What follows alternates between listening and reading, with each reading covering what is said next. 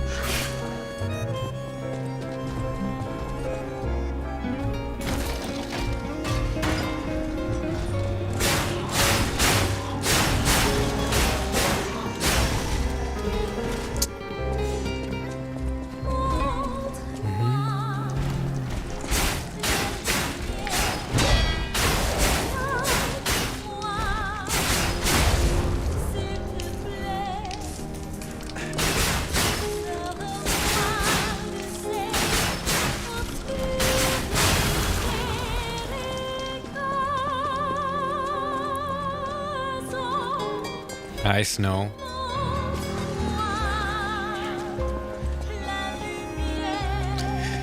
Hi, Maldito. Hi, Simon. What's up?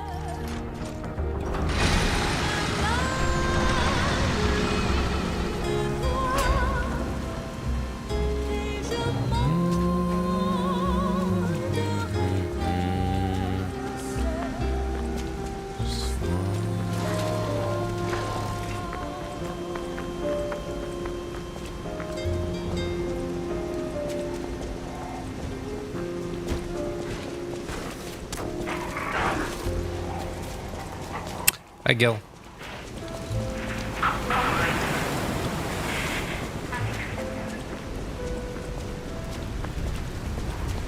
Hi, Bartek.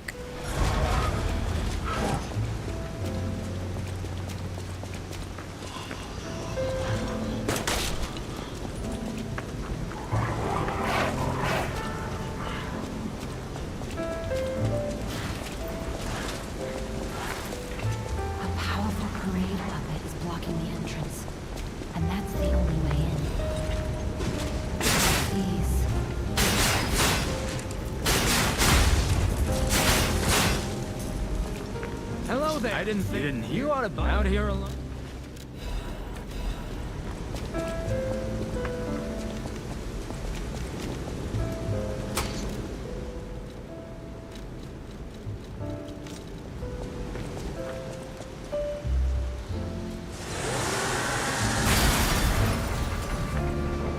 Kobe.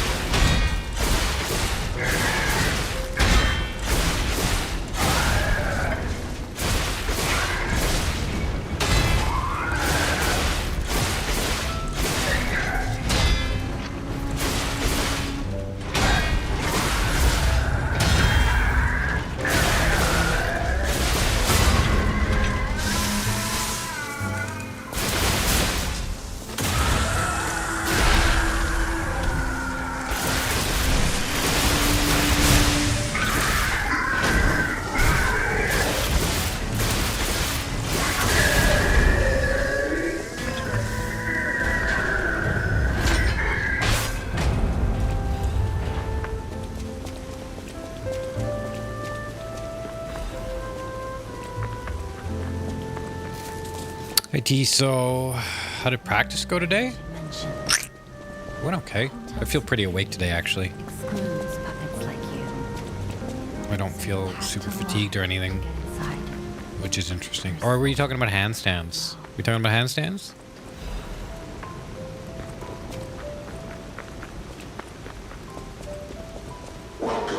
Maybe I'll write a script tonight. 。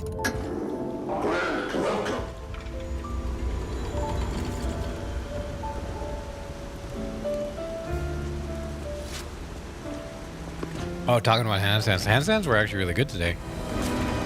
I shouldn't say that. They're easy today. So overall, they went okay. Like, I was able to do every exercise and stuff. I was in a little bit of a rush because I had an appointment.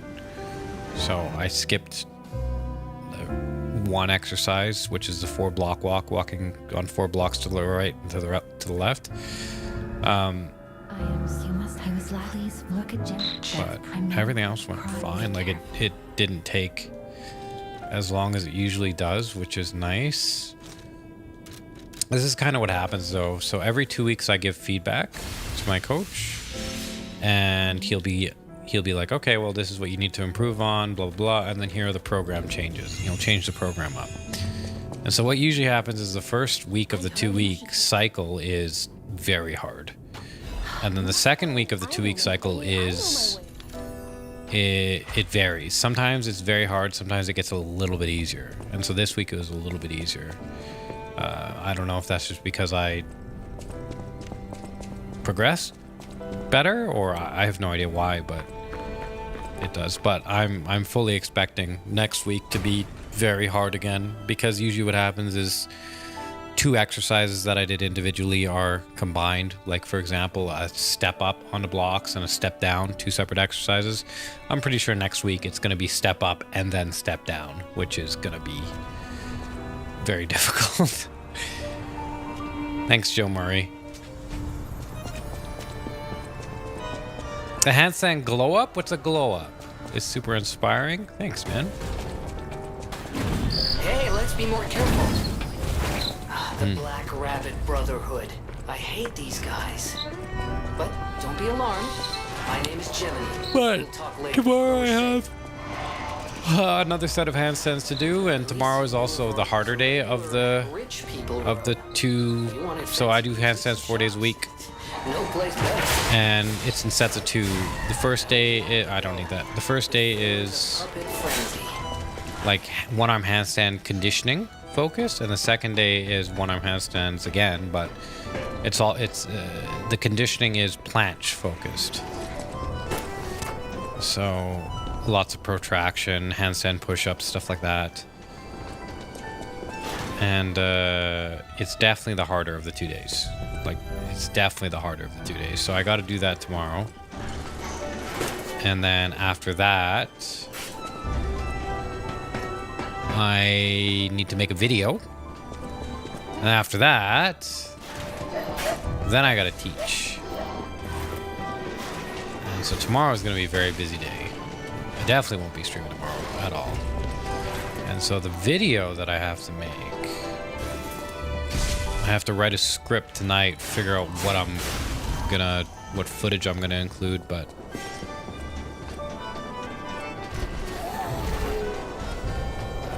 more or less I know.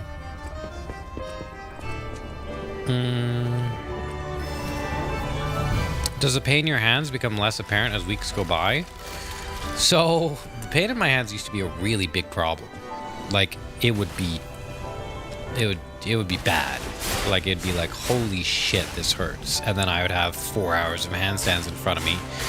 And the first thing I usually do is just wall walks just to warm up. And that would just be miserable.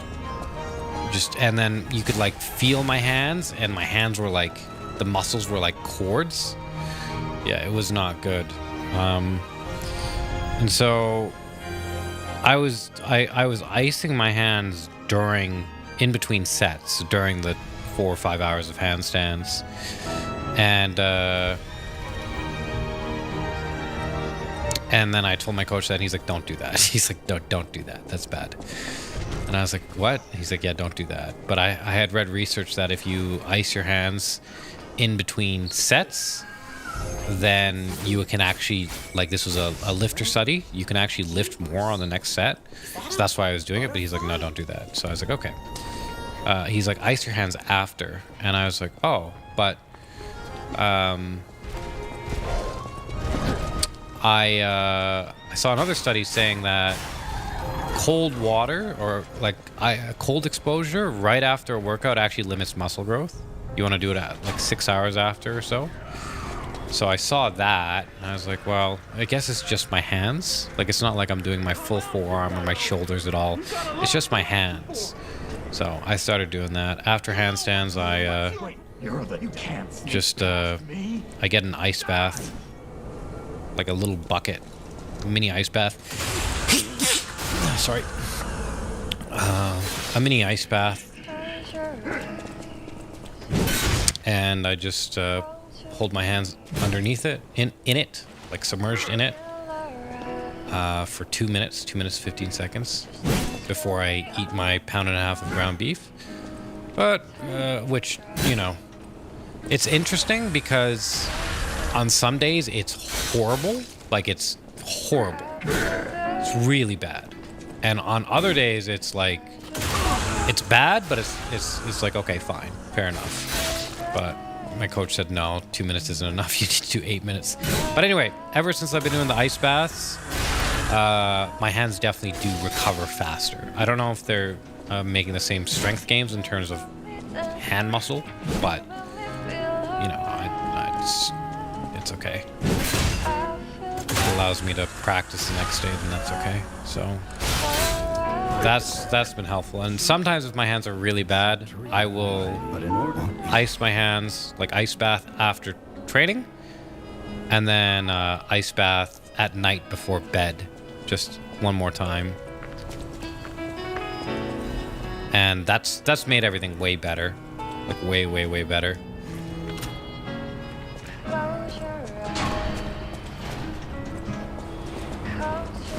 Reservations dinner for two. Who's the second person?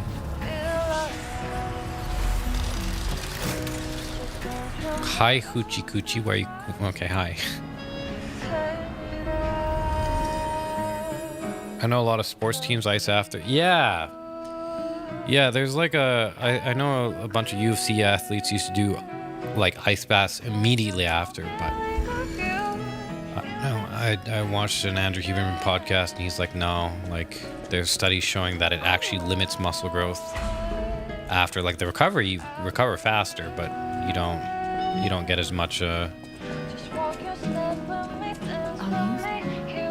many gains from it. And I was like, well, I'm putting all of this effort, might as well maximize, you know. Hi, Tommy. I only have like 4 hours tonight, so it's gonna have to be pretty soon that we get this. But I am actually feeling pretty good today. Enjoy your lurk, Dr. Octo.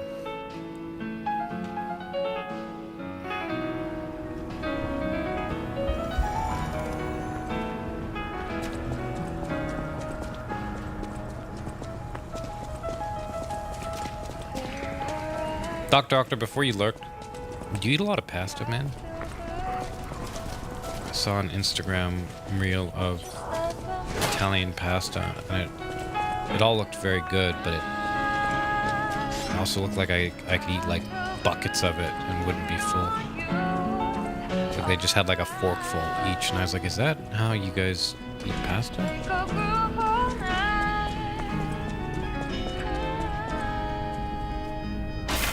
In climbing. Oh, you climb? That's cool, man. I did climbing for a while. It's like low level climbing, like I wasn't any good, but I really liked it. I think the best I climbed was a V5. The best, like the absolute best. And I think it was like a really easy V5.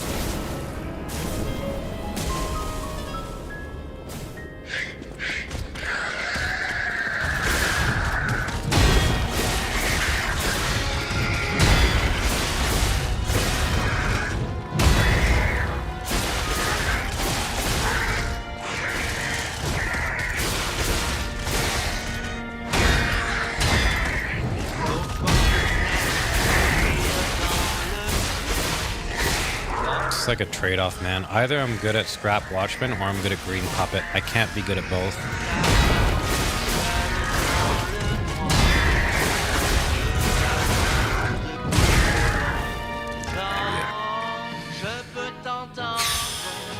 Yeah. Wasted that time. Got greedy. I'm gonna keep the splits where they are.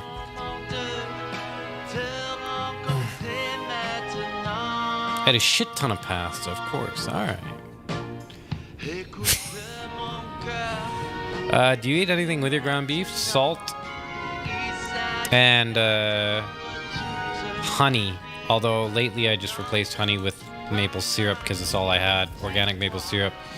But I think I might have to go back to just ground beef. I've been looking all over for you. And no maple syrup and no honey.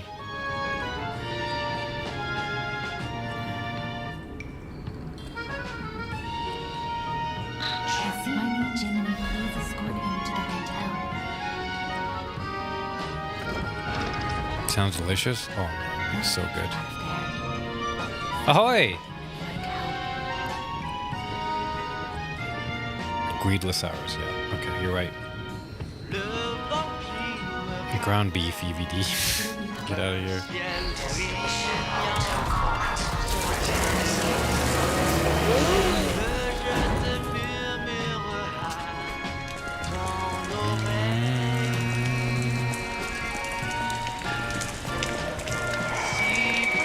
But now I'm hungry. Make some pasta. Take some pictures. Put them on Twitter. Had pizza 4 formaggi tonight. 4 cheese pizza. What does it even taste like, man?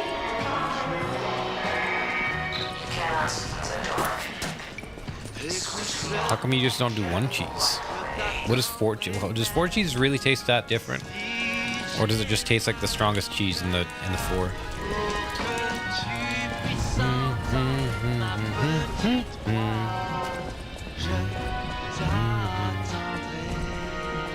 Or is it like one of those wine things where you have to be a cheese connoisseur? You should try it. I can't eat cheese or pizza. I had a joke with my girlfriend where for a little while I was eating cheddar cheese with ground beef, and I'd call that pizza.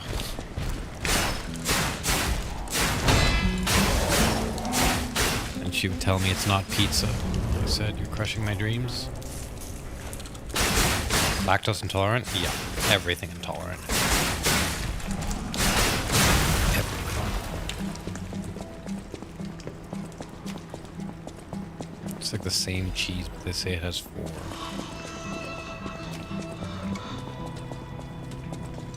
Technique aside, with your current training and such, still waiting for the tunes boost. Yeah. I don't know if he works there anymore. I might have missed my opportunity. I haven't gone to that gas station at night. So, but I've been there in the morning, and it's like some zombie lady. She is just like this lady, just fucking. She just, I don't know what it is with her, but she just hates it there or something. It's like talking to like a doormat. There'd be no way I'd be. Well, I could try and make her smile, but it's tough with people like that because they're more likely to get offended than laugh, you know?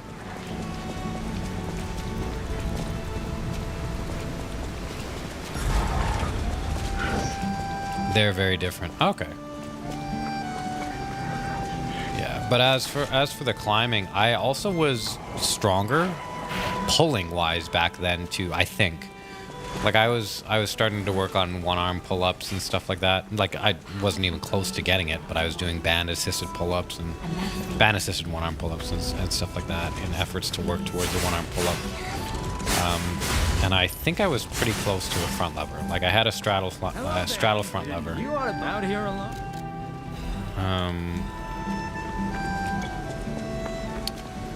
But ever since I started handstands, I haven't really been doing pull training like at all. I do it now, but I don't even think I could do a muscle up anymore. Maybe I could. Who knows?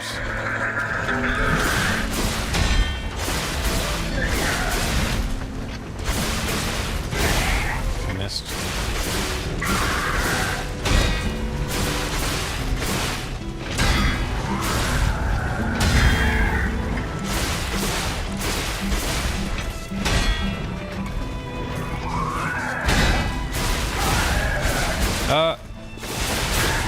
I fucked up, chat.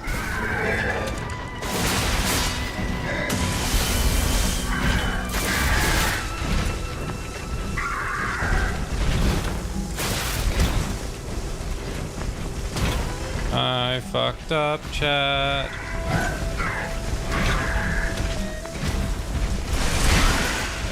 Okay.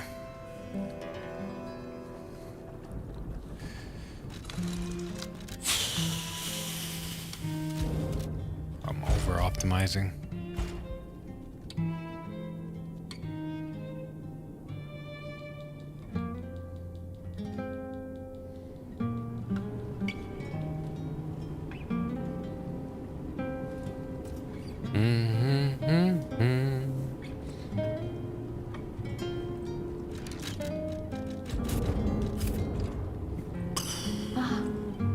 There you are.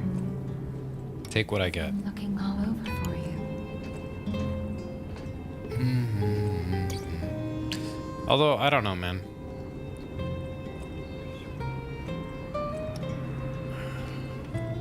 I see. The reason I don't like pulling is because it, like, To the hotel. I don't know.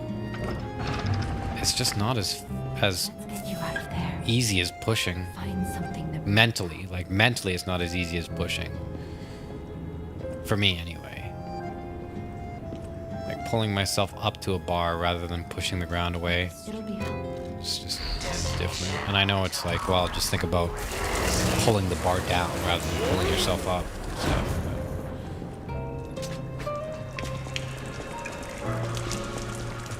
I don't know. I don't think I have great pull muscles on my right side as well. My right shoulders has issues. But my right shoulder is getting a lot better, actually. Finally, my right shoulder is getting a lot better. And it's like forcibly getting better through one-arm handstand training. Hands to hold and legs to push up.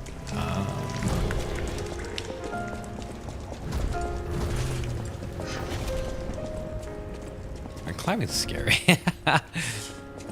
What do you do when there's like a... There was this... I remember this... I don't like using like... Yeah. Like, I remember this problem that there was. It was a technical problem. It was like a...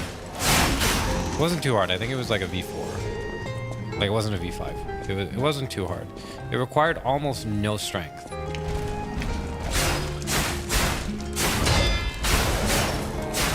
But you had to like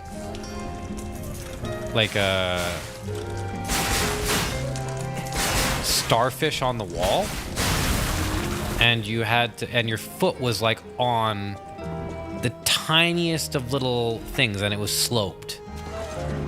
So it was like on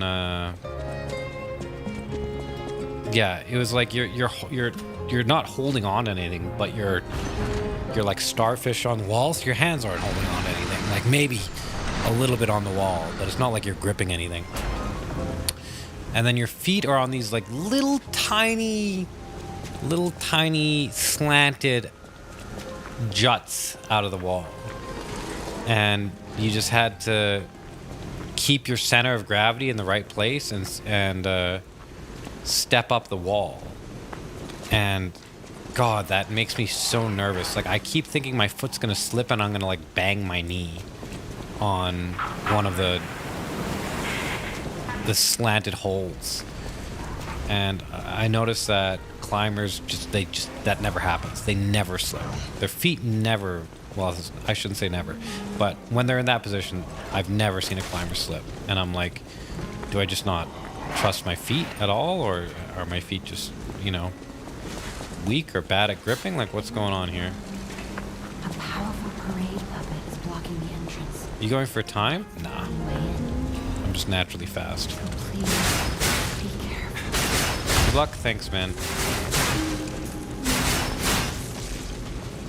Hello there. I didn't think you ought to be out here alone. It's all bouldering. I've never top roped. Actually, I've top roped once in the mountains, and that was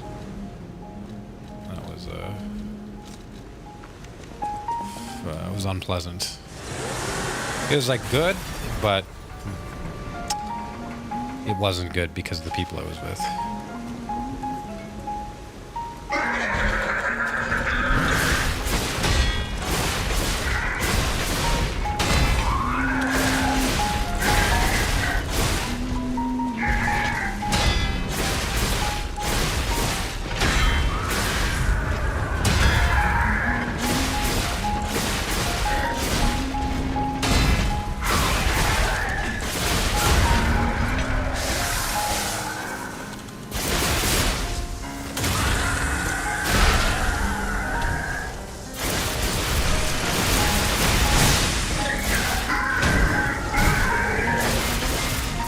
What's up, Greedy Gray? I'm in judo.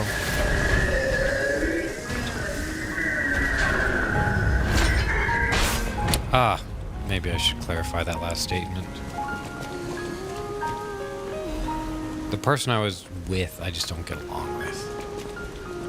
I think they were trying their best, but we just don't mesh well, amongst other things. Good night, Pastor Boy.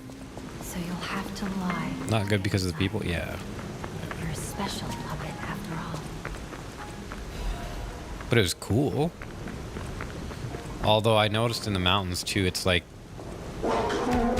you have to rely on your feet more, like way more than you would rely on your hands while bouldering. And for whatever reason, that's not as fun for me. Like it just feels like I'm stepping on the tiniest of tiny things. And for whatever reason, I would rather just have control with my hands than with my feet. Like I swear, like I'm gonna bash my knee against the solid rock. I'm no wait, Crot, be careful.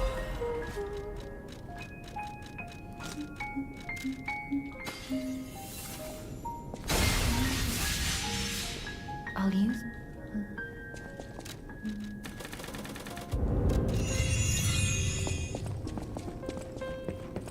I heard you should take. You must. Oh, I know my. If any, I know my way. It's cool though, man. Climbers get super strong pulling wise.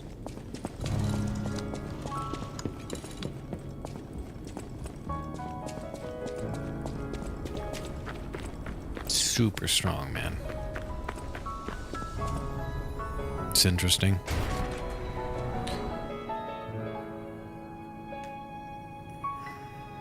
Climbing's like a really good discipline. I'd say the best discipline to do when you're a kid is probably gymnastics, but climbing's really good too.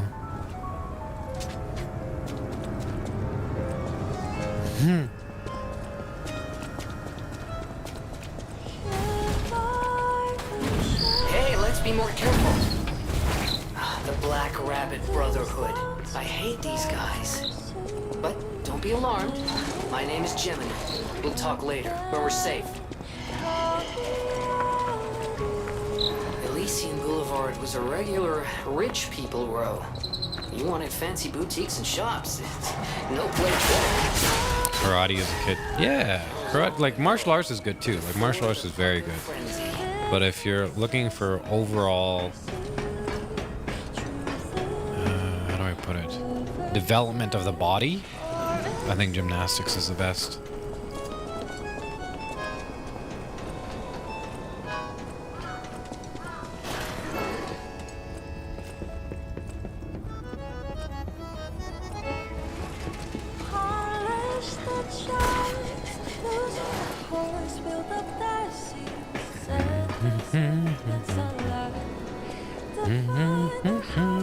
What does amane mean? Amane. What does that mean? I remember this old meme back in the day where it was amino. I can't even remember why, but I remember everybody would spam amino with this little fat blob thing.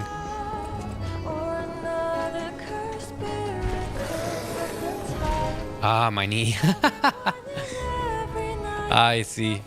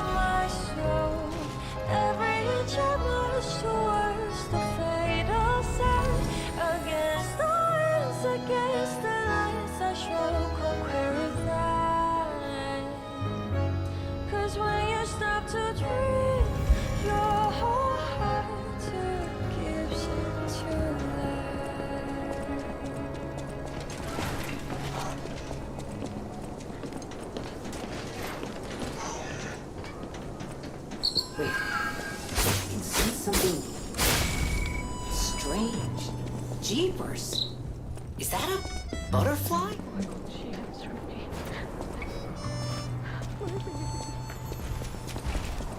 Did I finish Resident Evil 3 Remake? Of course I did.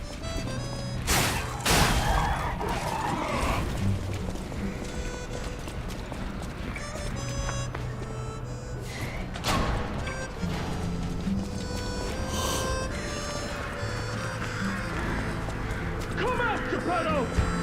We've got a lot to answer for! You know what... What's your... Wait, you can't sneak past me! Die!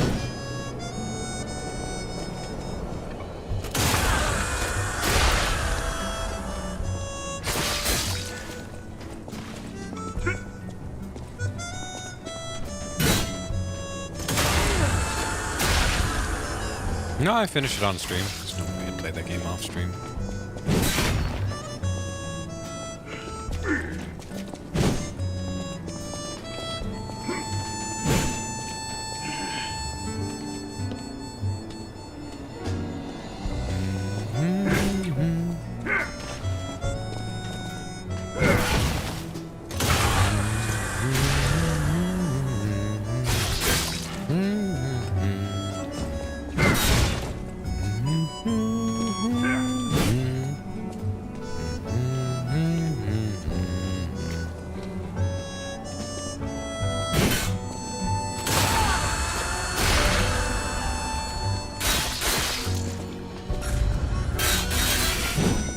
This should be enough.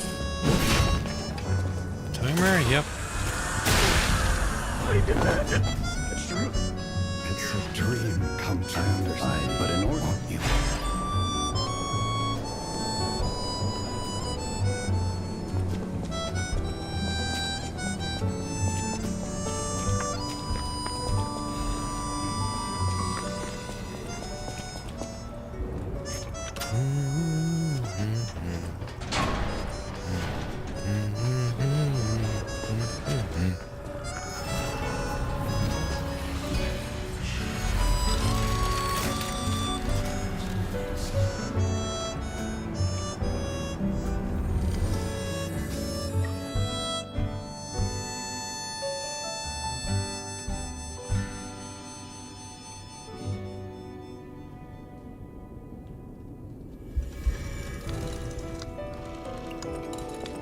I'll use it. Will I stop streaming once I get the run? I'll probably do a commentary run after, but then after that, yeah, I know my way. it's over, man. I might come back for a game here or two, like Hades 2, Silksong. If Silksong's good, I'd probably do a run on Silksong, but pretty much, I wouldn't be a consistent thing for sure. Hi, Parsa.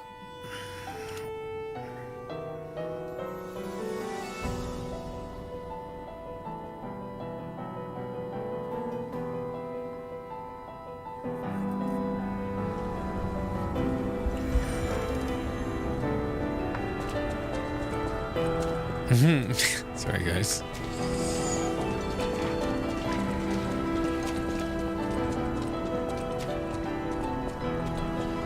If streaming was what it was supposed to be, I'd probably stick around.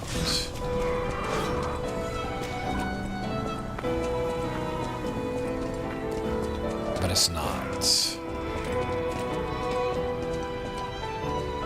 Hi, Nix. Hi, Skies.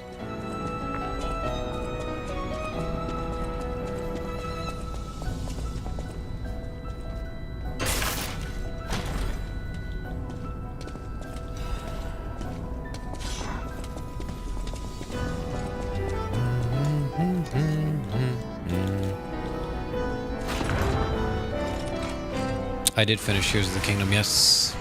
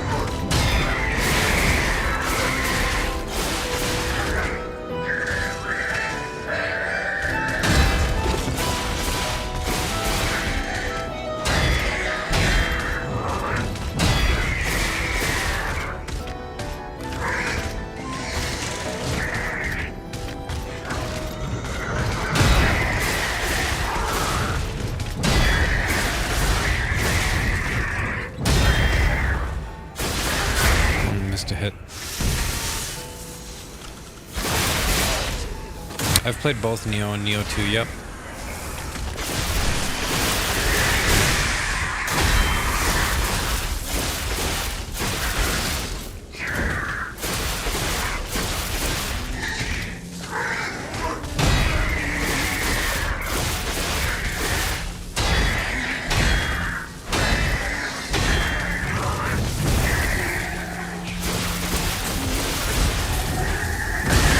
Oh my lord, chat. That's so dumb.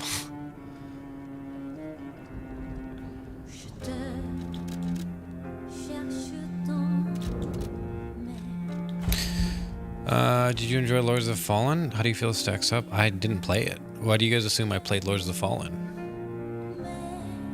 Everybody comes in and is like, hey, how was it? I never played it. That sucks. It's okay. It was a rough scenario. It put me underneath him, and I tried to deflect the feet. There you are. I've been looking all over for you.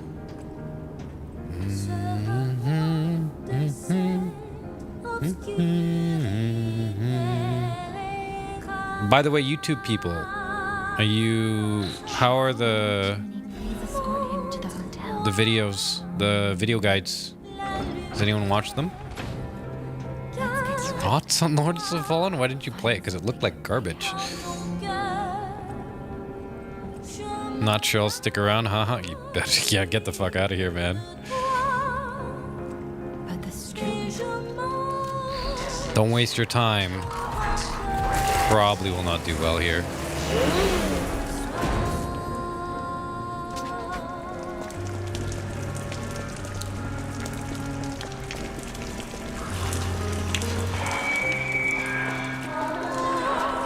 The red attack can be dodged? Yeah. I know. It was, what's it called? I was too far underneath him. Pretty sweet. That's good. Wow, what a jerk, man. See ya.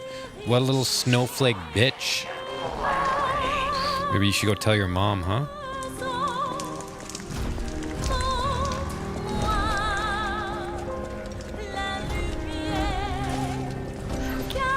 Play through sometime in the next week. You got it, man. I hated it too. Stopped playing it after a few hours. Squilla told me it was bad. Glad told me he liked it. But Squilla told me it was bad.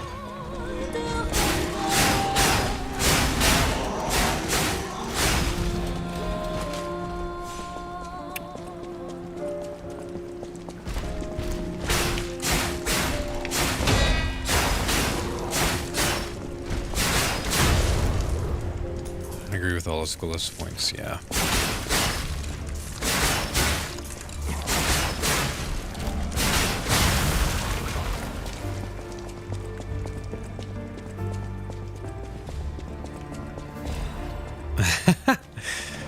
It's but you guys see what I mean with the whole, like, what's that guy's name? Jim Jam? He is probably a nice guy. Like, he was probably a nice guy, but it's not so much his fault. It's just that there's like an expectation from viewers that they are interacted with in a certain way, and that way is like as unoffensive as possible. And if for any reason they signal that they're offended by anything, then the streamer is supposed to be like, oh, sorry, man, I didn't mean to, like, you know, just try and be really polite and nice. And it's like the expectation is based around the fact that what's it called? That there's a viewer streamer economy, and that streamers want viewers there, so it's kind of like a little bit of entitlement. But again, I'm not a streamer. I'm just here to get this run. I'm not here as an entertainer or anything like that.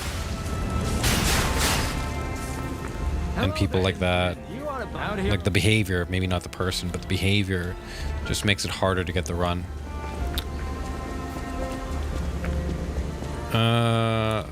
Blimey, this escalated quickly.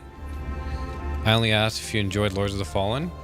Well, no, it wasn't that. It was that you asked if I enjoyed it, and then I said, why do people assume? And then you took offense to that and said, haha, I might not stick around. There's a threat in there, and the implication is that I want you to stick around. So then what I did from there is said, hey, that's okay. You don't have to waste your time here. And then from there, you're like, you're so mean.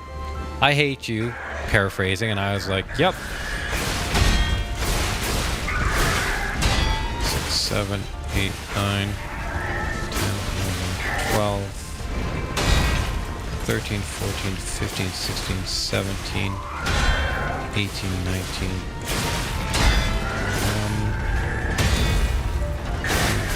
I fucked up again, chat. Whatever. Oh, I got so lucky there.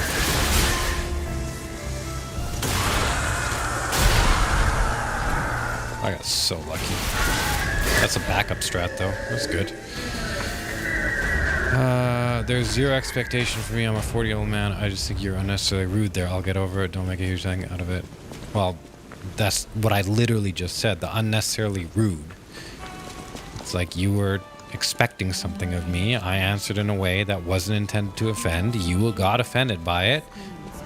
Quote unquote unnecessarily rude. And then from there, it's like, okay. You don't want to let it go. Like, hey, like, I don't care. Like, for me, it's like, whatever. If you're here, you're not here, it's fine. Like, you know, if you're interacting with me, if you're not interacting with me, it's not a big deal to me. Like, I'm going to do this run regardless. So you're free to stay here if you want. But it's more about setting a precedent. It's like, okay, look. Being all nice and how do I put it? I'm no longer a streamer, and therefore I'm not going to really behave as people expect streamers to behave. And I've illustrated this over the last couple weeks of streaming this game, trying to get this run. And I've talked about it left, right, and center, and this is just setting the precedent as in like, okay, look, if someone has a problem, they have a problem. That's okay. That's not my problem.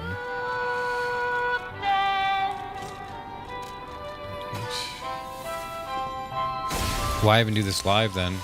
Because it's part of the run. If you do an offline run, it's not nearly as hard as an online run. Not nearly as hard. So it's kind of like an honor code thing. It's like, okay, look, this is part of the challenge. I'm going to get it done. This is what I've signed up for, so I'm going to make it happen.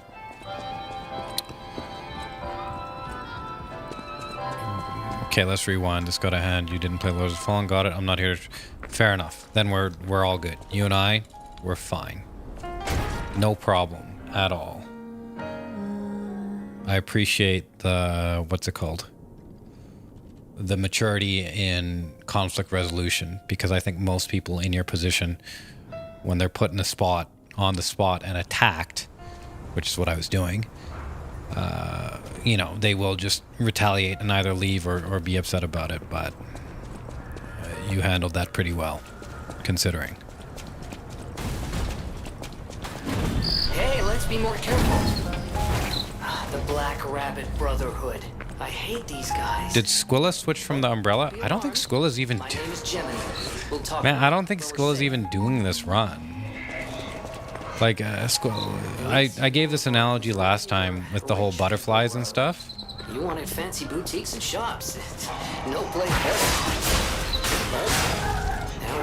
Where Squilla will chase a butterfly. Like, when he was visiting me, we played a lot of Liza P and did routing, and that was like one butterfly for Squilla. But then, I think when he got home, he saw another butterfly and is pursuing that. So I don't know what it is that he's pursuing right now, other than Smash, kinda.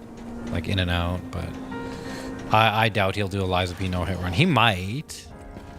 He might. And if he does, he will probably not use the umbrella because it's not the best weapon.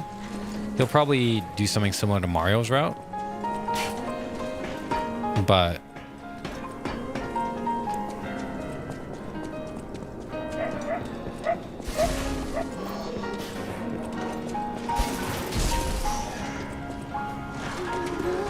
I doubt. Like, if he had, when was the last time Skula streamed? People are come in occasionally and be like, "Hey, where's Skula?" I don't know. I don't know when the last time he streamed was. So yeah, he did talk to me into the umbrella. Yes, he did. This is how Skula operates. Like, look, it's a good thing and a bad thing. The good thing about Skula is that he will always be there to be like, yeah, we can do this. Like, let's do this. Like, yeah, like, fucking, let's go. Like, he has a lot of forward energy, but that only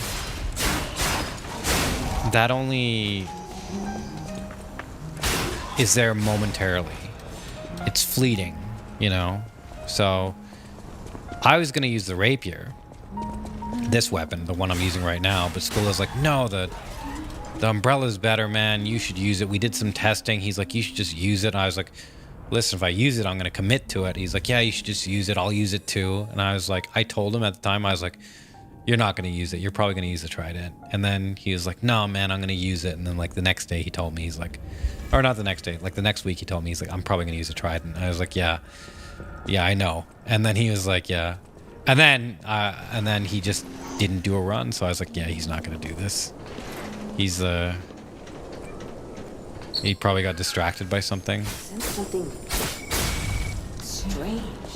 Jeepers. Is that a butterfly?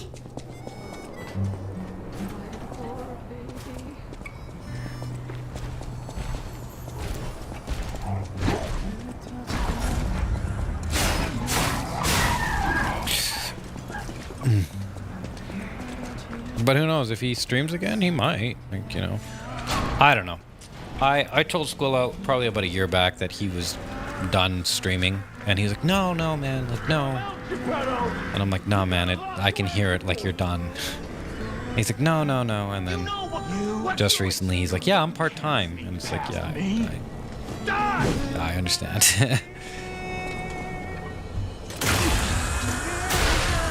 How long are you going to Portugal for? I'm going for about a month. And why am I going? My girlfriend wanted to go to Portugal. So I was like, okay. And she invited me to go with her. So I was like, all right. So now we're going to Portugal.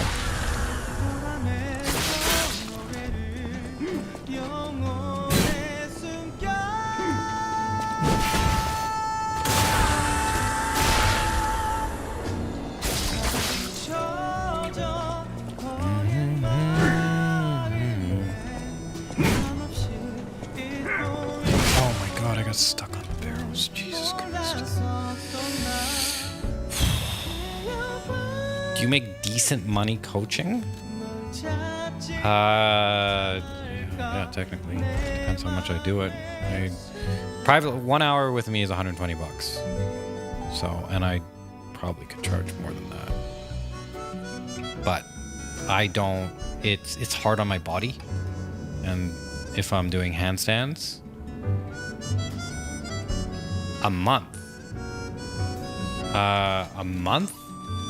Like if you're doing private lessons with me, or it's just classes? A month is $215 a month. But private lessons are different. This is Canadian dollars, by the way, not US dollars. Coaching what? Muay Thai. Portugal is great. Where are you going? It can be deceptively windy. I don't know. I just know we're going to Portugal. I think Lisbon is the capital city. So I'm pretty sure we're flying into there. But I'm not too much of a planner. Damn, you're an expensive date. Yeah, well, how do I put it? How do I put it?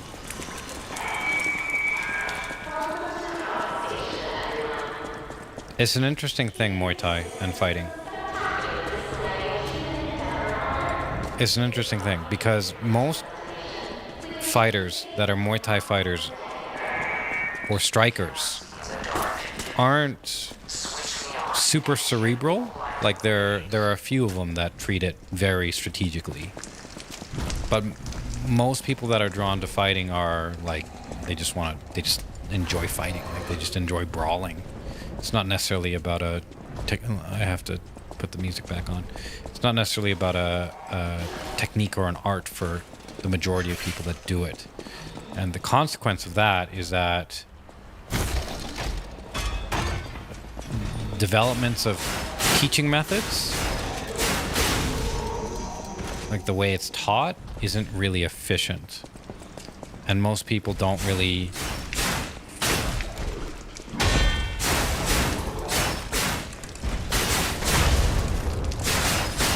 understand it on a strategic level. So I was very lucky. I was very lucky because I had a coach. One sec. Oh, that's not good. I had a coach who he just happened to be where I am in Calgary, and he's like a world-class coach. And so he taught me a lot of well, he taught me, how do I put it? It's like before him, Muay Thai, there was no strategy to Muay Thai. Not the way, it was just hit, if it works, hit harder. Like that was the strategy. And that's what most people use as strategy. But the way he broke it down was like, okay, it makes sense. It makes sense why you do this, and this leads to this, and this leads to that, and this opens that. And then you hit here for this. Like it makes a lot more sense. And so with that being said, all of the training is different too. Like there's some you can watch some training on YouTube. There's some training videos of when I was in Thailand.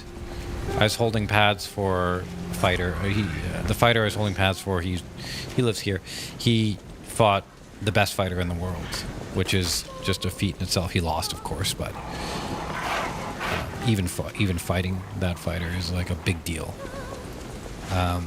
But you can watch some of the pad work I was doing with him, and the pad work it's different from how most people do pad work here, at least.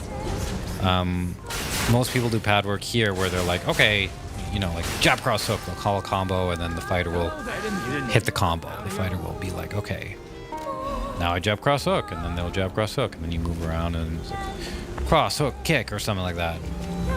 Cross hook kick, right?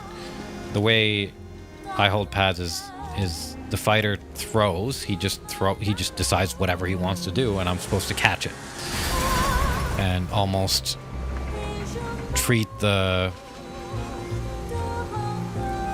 He fought Sanchai. Yeah, he did.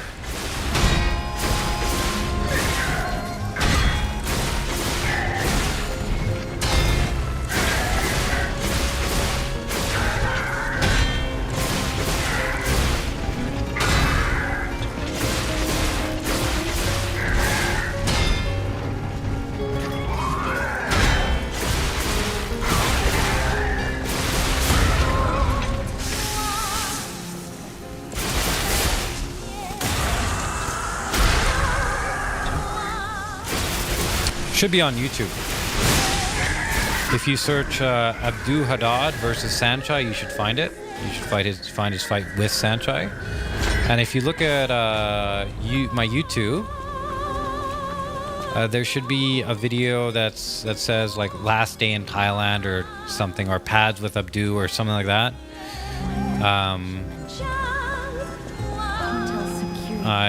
It was all live streamed, so you can watch some of it there.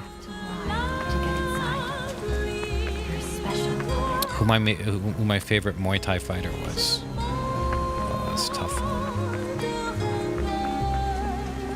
one. When I was young, in order to learn, I watched a lot of Bukao. And I watched a lot of Yatsen Klai. And it wasn't until later that I didn't understand this. Like, this is the thing, I didn't understand this because no one taught me this, is that for Orthodox, you're fighting Orthodox versus Orthodox, your right kick is far, far less effective than your left kick. Your left kick's very, very, much more effective.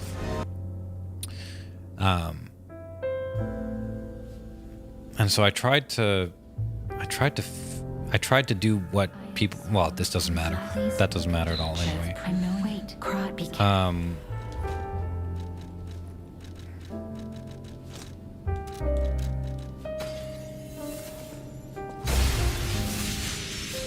I'll use. But I watched a lot of them, and from there I saw some other Thai fighters. Like I watched Kem Fairtex. He was good.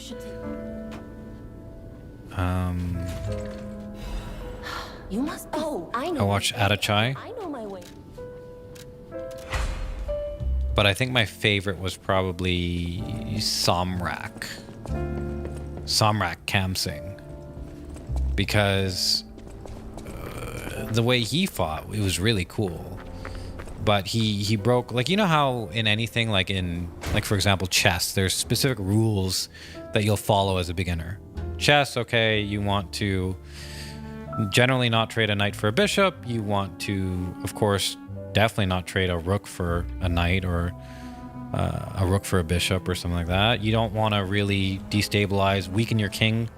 Your king's like if you castle, you don't want to weaken the pawns around your king. Like there's all these general rules that you follow. It's kind of the same in fighting. When you're a beginner, what do you learn? You learn hands up.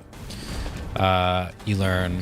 Hey, let's be more careful. You want one heel off the ground at all times, at least. You don't want flat feet. Be alarmed. What else you learn? You don't want to be sideways. You want to be square. Like you learn basic rules of what you can do and can't do, and the rules have utility to them. Like they make sense. Shops. No place better. But he didn't follow any of the rules. Like none of the rules were followed. Yet his technique was still so pretty. It was still so nice to watch. It was very, very, very pretty technique, and everything was efficient. Everything was good, and like he didn't follow the main rules. So it was like watching something that changed the way you thought about whatever you were doing. And in this case, it was Muay Thai. And then from there, trying to replicate that, of course, that doesn't work, because there's so much depth of understanding that goes into his style, into his movements, into his actions. You can't just replicate it. Like you have to learn a lot of stuff before you can even move slightly like that. But I thought he was really cool. He was really cool.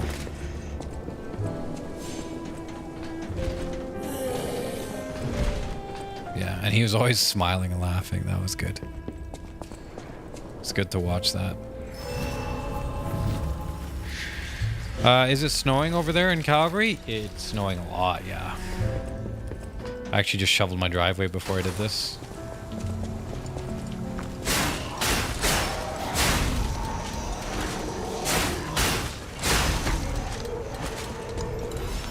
How do you feel about 1FC Muay Thai fights in 4-ounce gloves? I think it's really good. Yeah, I think it's really good. See, back when I was watching Muay Thai or fighting Muay Thai,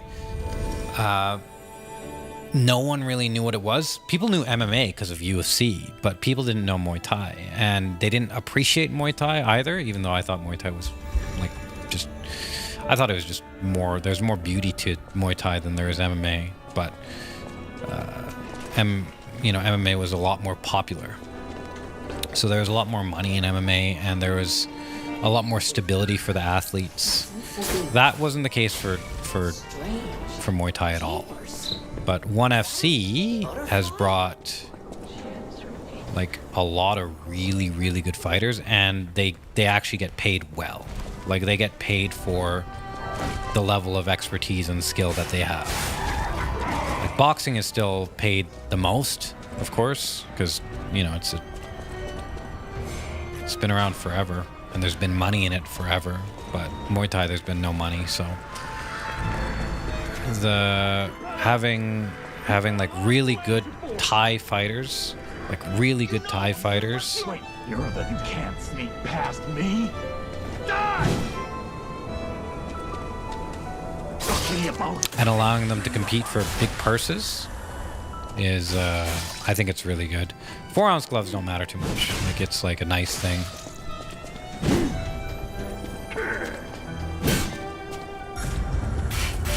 Because before 4-ounce gloves, there was always the rope fist fights, which I'm guessing are similar weight to 4-ounce gloves.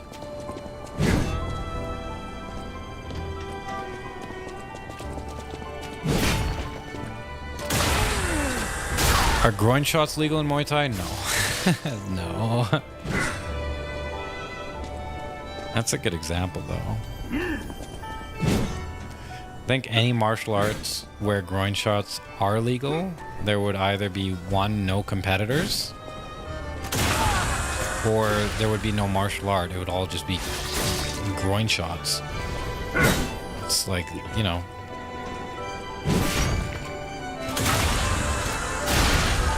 Internet went down? It's a dream. No problem. What did you ask? You seem like you could explain and coach well. Oh, thank you. I think I have a good ability of breaking things down into components. So like even with handstands now, I can tell you how to learn handstands, how to get better at handstands, what to avoid, what not to avoid, where your hands should be on the ground, the steps to doing it. Same thing with Muay Thai. Like it's you have to think of it. You want an accurate top. What's it called? Overall picture. You want an accurate overall picture. I'll use my... And if I have that, I can explain things well, I think. You want a brief handstand breakdown? What? Well, give me like, what do you just want me to teach someone? Talk to you as if you're someone who has no idea what a handstand is? Do you want specific questions answered? What are you looking for? I love 4-ounce Muay Thai. It's nice to see the fights mixing into MMA, BJJ, seeing dudes like Haggerty and Rodtang knowing they're... Yep. Yeah. Can you do a backflip? No, but that is on my list of goals. Once my upper body's good, I want my lower body to be explosive.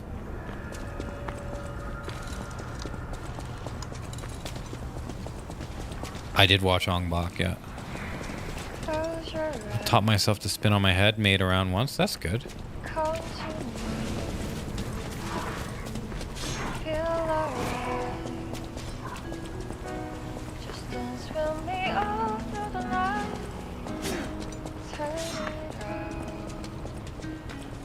I've never successfully done a handstand. Where do I start assuming I'm not a natural talent? What is my probable timetable if I'm in good running shape? Okay, if you're in good running shape, that means at least you probably aren't super heavy. I'll tell you after this boss.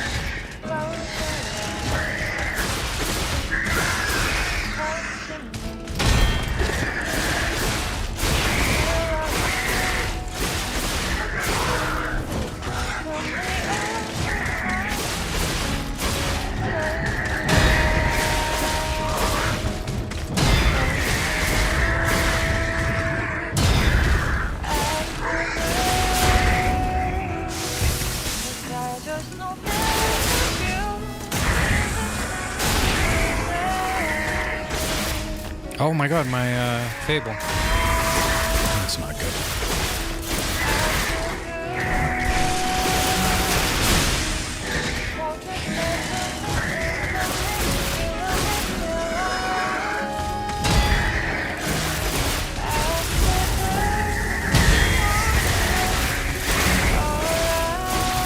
pretty easy.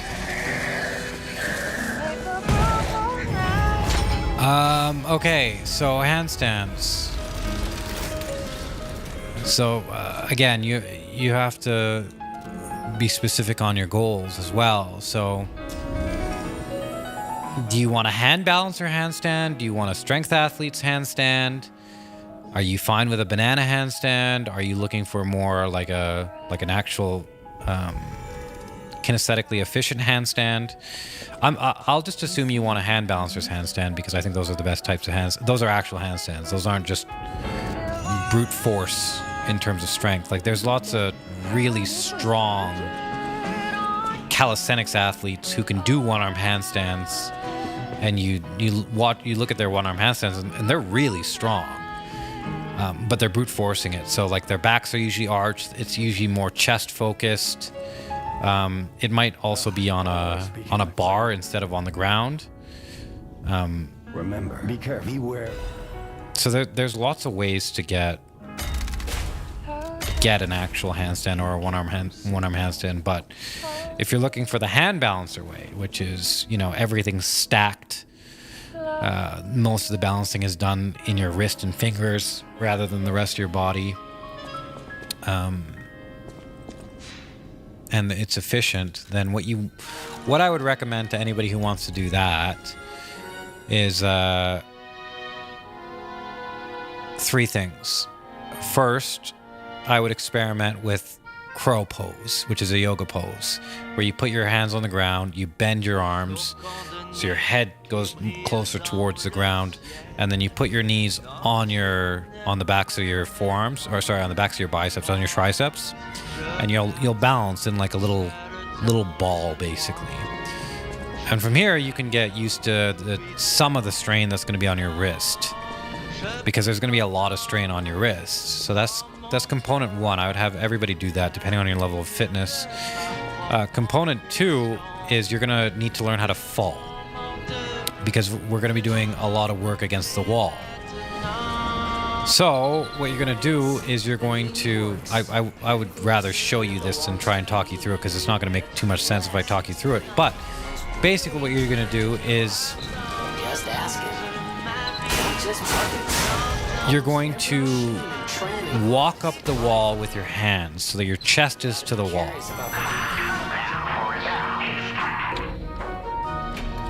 And you don't want to put yourself in danger of falling yet, because, well, you could hurt yourself, obviously. But then all you're going to do from there is you're going to take one hand off the ground, put it in front of you, and almost half cartwheel out, so that your feet land on the ground and not the rest of your body, if that makes sense. Okay, that was fucked up. And so you're gonna have to learn how to fall, and you're gonna have to learn how to fall towards your back, not towards your belly, but towards your back. And once you have that done, then we're gonna do holds against the wall. It's component 3, holds against the wall, where your shoulders are pushed out tall, your scapula is pushed out tall. If you can, you're gonna externally rotate your shoulders. So try and have your armpits touch each other, basically. Something's coming in a second. It's okay, pal. Gemini's looking out for you. And you're gonna hold that. You're gonna hold that against the wall until you can do it for, I don't know, 30 seconds or something like that. Once you can do it for 30 seconds consistently, 30-second holds, well, then what you're gonna do is you're gonna start slowly moving your entire body, your entire vertical body away from the wall, like an inch by inch by inch. And you're gonna make your feet lighter and lighter and lighter on the wall. So, you know, if you're gonna have as much weight as possible in your hands and a tiny bit of weight in your feet against the wall. And slowly from there, you're going to push forward, push your body forward, or I guess you're gonna pull your hands towards you almost and create balance. So your hands are gonna pull your feet away from the wall. if that makes sense. And you might only be able to do it for a second before you fall, 2 seconds before you fall, but eventually you're going to be able to balance for 5 seconds, 6 seconds, 10 seconds. And then you're going to understand the role of your fingers in balancing, and then you're going to understand the role of your shoulders in balancing, and all of these things. They're going to start to make sense. And your finger strength is going to start to develop, as well as your shoulder strength as well from pushing out tall. Your alignment's going to develop because you're against the wall, and if you're doing it properly, you're not going to be in a banana shape, but you're going to be in a straight, hollow body shape. This is also assuming you have shoulder mobility, so I would add shoulder mobility into there as well. Now, if you do all of that, the standard amount of time to get a freestanding 10-second handstand, after you're done all that, by the way, you're going to kick up in the middle of the room, so you're going to do freestanding handstands after you can balance against the wall and slightly off the wall. You're going to do freestanding handstands in the middle of the room. After all of that, it'll like the whole process from when you start to when you end to get a 10-second freestanding handstand, it generally takes people 4 to 6 months. It took me 5 months, but I also had really weak shoulders. So if you're someone who has stronger shoulders, or you can walk on your hands in a handstand or something, it'll take you less time. If you're physically frailer than I was, it'll probably take you more time. And also, you're going to need shoulder mobility. You need to be able to hold a hollow body while taking your shoulder above your head. Most people are here with their shoulder mobility, right? You need to be able to open your shoulders so that you can actually be in a straight line, if that makes sense. A little help. Did that answer the questions? Hopefully. Or do you have any more questions?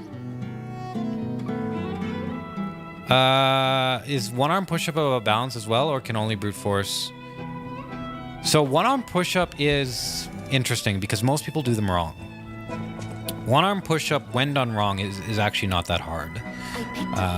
Most people who can do 20, 30 push-ups can actually do a one arm push-up badly.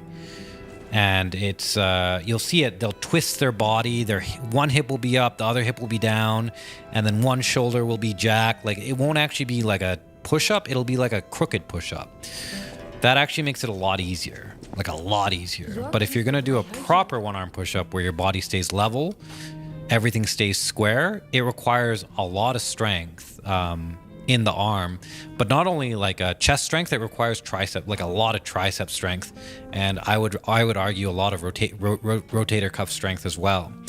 And then you want your core to keep you stable and strong legs to keep that planked. So one arm push-up is hard to do properly. You need a lot of strength, and it's also, there's specific technique to it.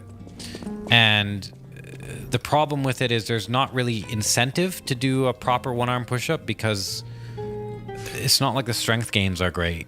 You know, you're better off doing planche work, or you're better off doing planche push-ups, things like that, rather than one arm push-ups. So most people do one arm push-ups wrong. How long have you been training for the one arm handstand? I think we're on week 15, something like that.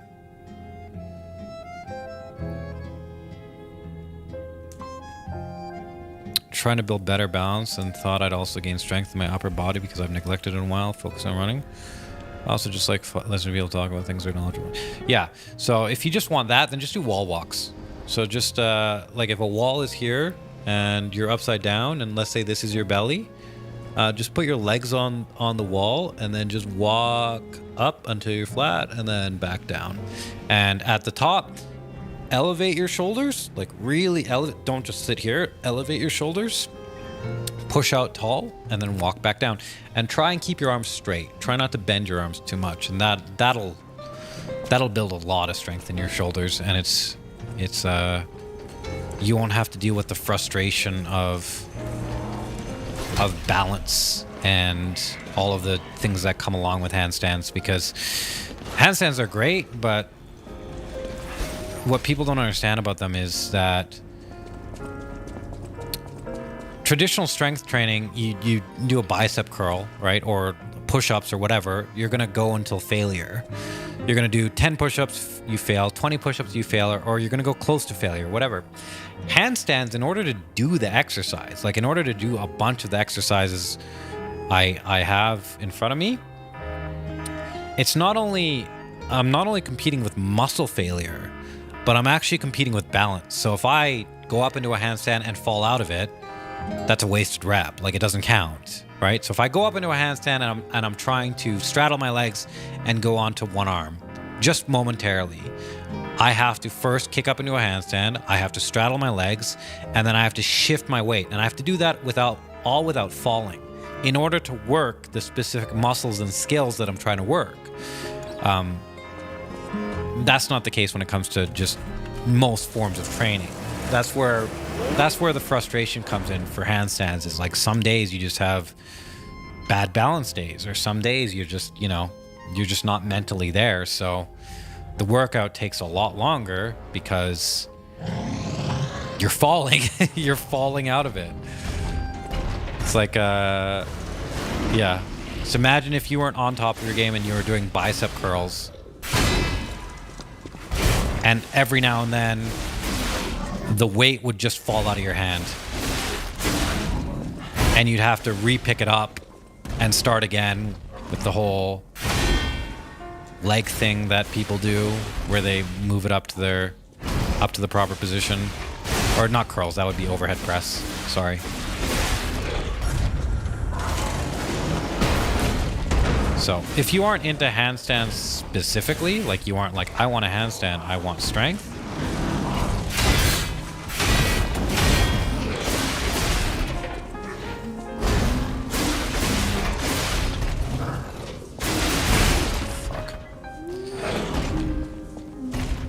he was supposed to run. Okay, I think I got one more run in me, chat. And then I gotta stop. But I wouldn't recommend you doing handstands if you're just looking for strength, because if you get strong enough, you will. And you're doing calisthenics, like for example, you can do planche work, like you can just focus on planche, and you will have a calisthenics handstands, because if you can do a planche press, you planche press into a handstand, right? So you'll have a very heavily chest-focused handstand, low mobility, whatever, but you'll still be able to do it, right?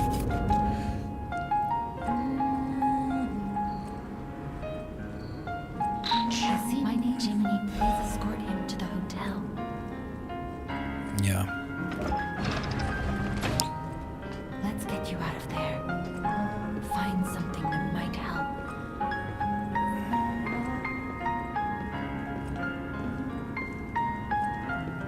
What about fallacies? What?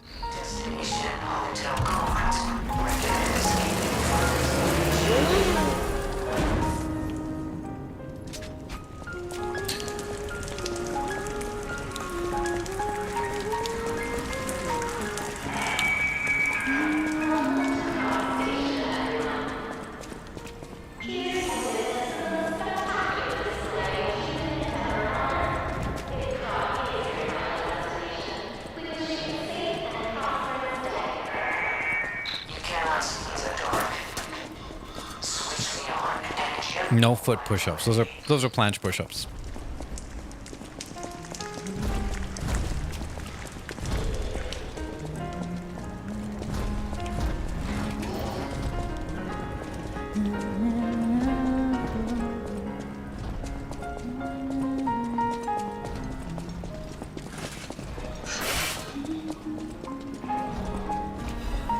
Oh.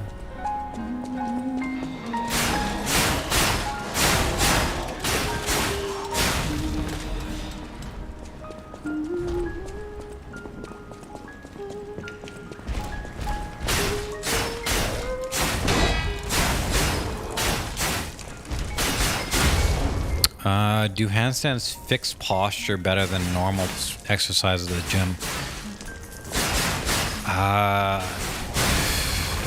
I don't know what normal exercises at the gym comprise of. Like, I don't know what that means. I forgot to open this. But generally, yes, if you have weak and immobile shoulders, then handstands will help fix that, because a lot of handstand training is strengthening your shoulders, as well as the elevation part of your scapula and its shoulder mobility. And most people don't really have good shoulder mobility, since most people don't really use their shoulders much.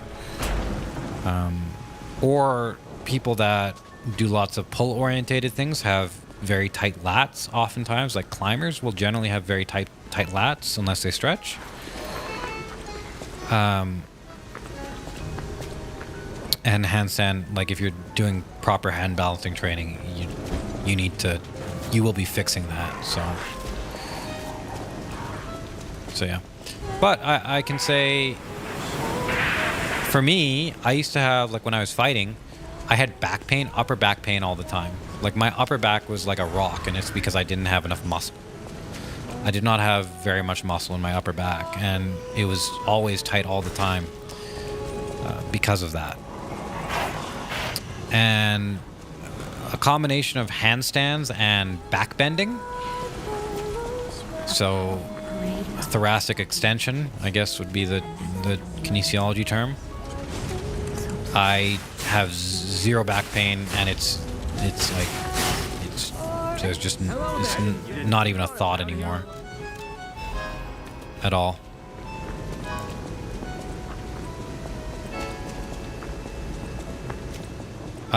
Calisthenics exercises for fatsos like me. Give me a second here, and then I'll tell you. It would start with what you can do. So what are you able to do? Are you able to do push-ups? Are you able to do squats? Is dips or pull in there?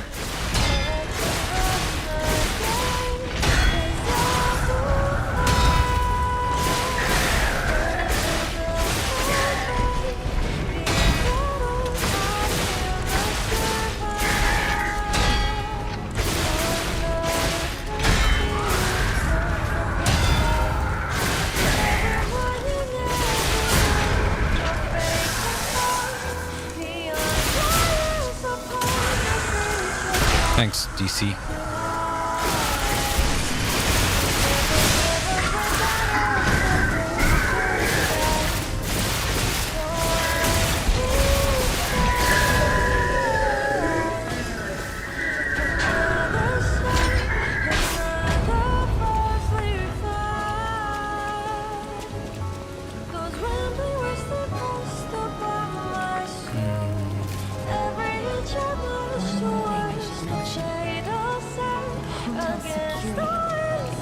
Can do 18-inch push-ups and bodyweight squats. Wonder if I could start aiming for like pistol squats. Oh, of course you could. Good thing about being fat is your legs get really strong. Right. Well, depending on your goals. So here's the thing with calisthenics is anybody can do it. Anybody can do it. But the lighter you are, the easier it is. So there's something called relative strength and absolute strength. So big, strong man, like 240, like Ben Rice. Ben Rice is, I think, 230, 240 pounds, and he can deadlift like 1,000 pounds or something ridiculous, like 900 pounds, something ridiculous. He has very high absolute strength. Like he has really good absolute strength, and that's powerlifting. That's any strongman sport, where the bigger you are, the more absolute strength you have. Now, calisthenics is about relative strength. And generally, the bigger you are, Be careful. the lower your cap is for relative strength, if that makes sense. So that's why if you watch a really good calisthenics athlete, most of them are under 6 feet. Most of them, not all of them, but You should. or gymnasts, like they're really fucking jacked, but they're I know my. If any. the better gymnasts are generally shorter as well. Are shorter. It's just how the body type works. Now, with that understanding in mind, it's not really that big a deal for the average person. If you want to do calisthenics, you can do calisthenics, no problem. But it would be advantageous to lose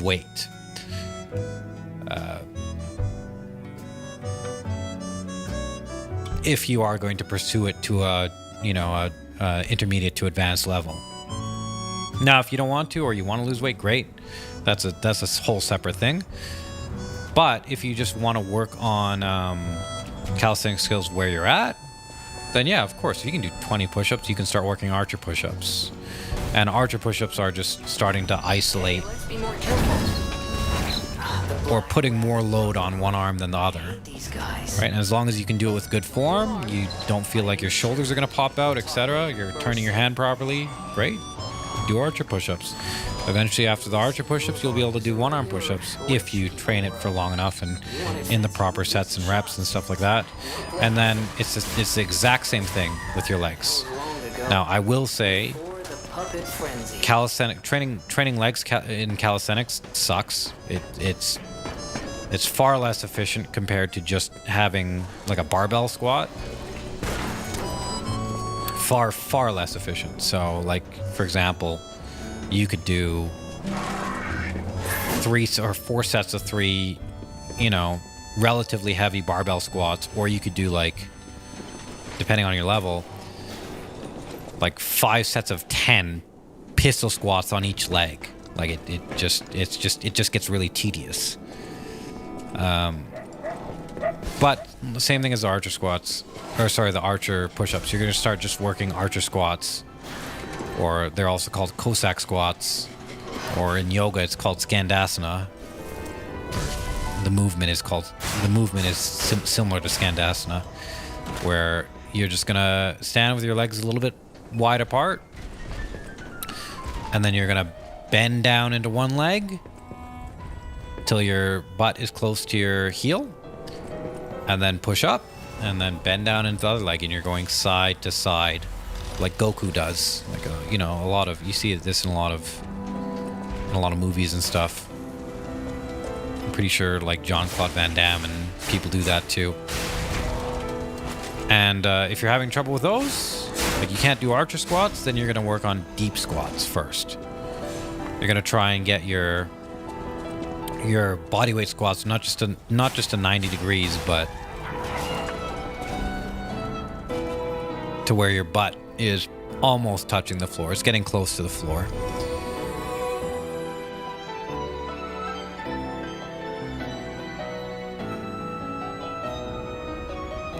That's what I would recommend. But each one is individual.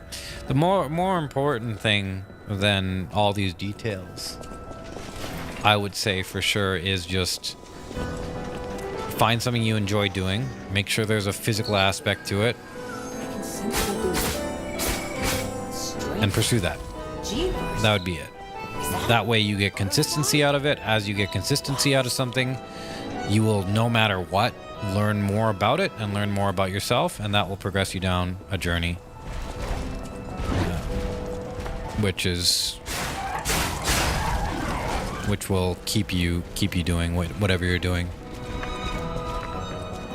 Generally, it'll keep you. It's more likely to keep you in it, if that makes sense. Because most of the time, what people have the most trouble with is consistency. And they have trouble with consistency because they don't actually want to do the thing they're doing. They think they want to do the thing they're doing. So if someone's like, I'm gonna go to the gym because I want to go to the gym, I want to get fit. It's like, no, you don't actually want to get fit. You want to get fit. And usually when someone wants to get fit, they will try it, and they'll do it, and they'll be consistent as long as their motivation lasts, and then they'll fall off the wagon, and then their fitness goals are in the dirt, and they're feeling ashamed of themselves, and all of this stuff happens. It's much better if, like, for example, you're like, I really like hockey, I'm just gonna go play hockey, and then you go and play hockey every day. And then in playing hockey, you're like, oh man, I need my skating to be better so that I can, so I can skate faster, so I can be better at hockey. And then what do you do to make your skating better? Well, there's a lot of things you can do. There's like a bunch of bodyweight exercises you can do. Like there's a ton of like you can do calf raises. You can do things for ankle mobility. You can start working on Nordic curls, which are really hard to do, but really, really good for you once you figure them out. Someone donated $10. ADC1? Who was that? Can anyone tell me who that was? Was anyone paying attention? I demanded the truth. Thank you for the $10. Understand, but in order. Won't you?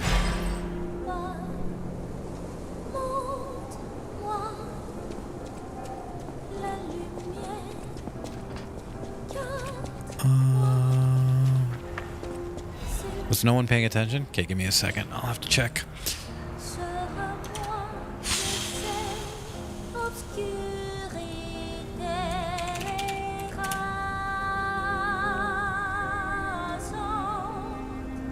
A deck 1. XA deck 1. Thank you.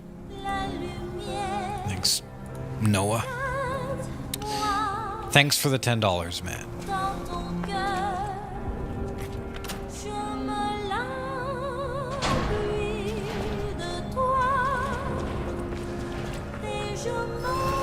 Oh, it's me. Hey, no problem, man. Thank you. You donated on Twitch? So about me finding... It's interesting. Usually YouTube donates on YouTube, Twitch donates on Twitch, but that's okay. It's free info anyway. But don't forget I'm not a streamer anymore. I'm just a mean old man trying to get this run.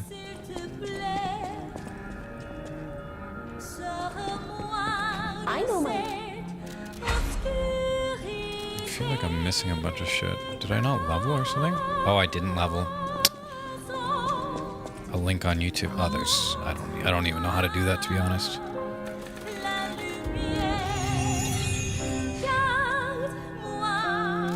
Is there anything that would bring you back to full-time streaming? Probably not. Like, not unless you can... No, probably not. Like, it would take a lot of money. It would take a lot of money just to be like, okay, you're gonna spend your time doing this. Well, it's got to be not only worth more than whatever you can make elsewhere, which, you know, I can. It's not really a problem for me, but it's also gotta incorporate a fulfillment tax onto it. Whereas if you're doing, you know, you're playing video games and you're doing runs every day, which I can do well, the cost to that is I'm not doing other things well. Like I'm not doing more fulfilling things well. And so that would have to be incorporated into it. So okay, I need to stop doing that.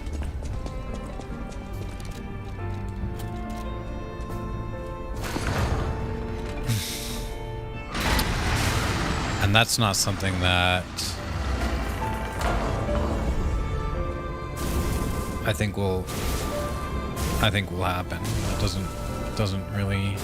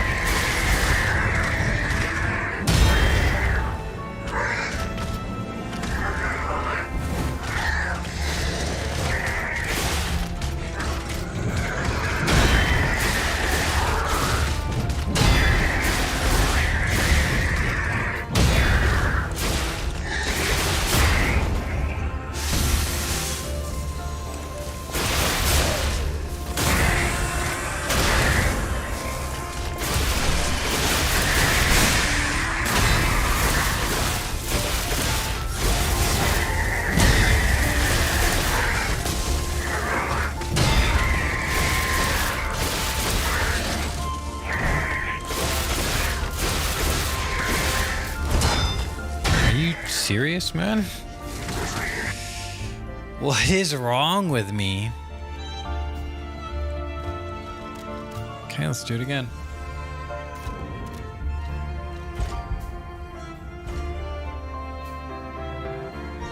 The boat is basically sailed. Yeah, the boat is basically sailed. You got to think of these things like when it comes down to it, it might not seem like it for people, but content creation is a business. And there's a lot of moving parts behind the scenes. So what you see is just, you know, you see the Instagram filter, but you don't see what it went into make the Instagram filter and to apply it into licensing and, you know, all this shit. So, Twitch, like live streaming every day, that's a form of content, just like making videos is a form of content, just like blog posting is a form of content. But when it comes to return on investment, live streaming for the vast majority of all streamers, like when I was a full-time streamer, I was in like the top 3,000 or 3,500 or something of income. So my income was, of all the streamers, I was in the top 3,500. And I was doing all right. Like it wasn't bad. But I remember that it was an exponential curve. So the top 1,000 were making like hundreds of $1,000s a month, whereas the bottom 5,000 were making less than minimum wage, maybe, right? For the hours that were streamed. And so streaming in itself, live streaming every day, has a very low return on investment unless it's coupled with other things. And generally you need entire teams to make that happen, because the work on one person is just too much. If you're streaming 6 hours a day and you still need to eat and stay healthy and exercise, blah, blah, blah. Let's say you give that up. Let's say you just need to eat. Then you still gotta, you know, do all the other stuff. You gotta do all the research. You gotta do all the networking if you're a streamer. And then you gotta pay attention to your other social media platforms, your Discord, your Twitter, whatever. 2, 3, 4. You know, it's like, unless you have to do this, I don't think anybody would really, unless you have to do this, or this is like how your personality is geared, like you really just like doing this stuff. I don't really see why someone would do it, if that makes sense. Is streaming any more enjoyable since you step back from it, or is it just for the run right now? No, I wouldn't. It can be. Like, that's the thing. So to answer your question, I would say that I feel a lot more free in that I can just tell someone to fuck off, and I don't have to worry because I don't care about it. Whereas before, I could tell someone to fuck off, and I would,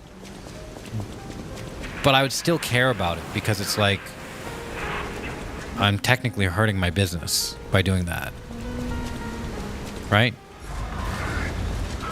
I can, there was just constant moral dilemmas when I did this for a living, where it's like, I could avoid drama with another streamer, but at the same time, I was technically hurting my business. Or I could say what I thought on certain topics, but I was, oh my god, Hello there. I didn't technically hurting my business, out here alone. right? So now it's like there is no business. I'm not hurting anything.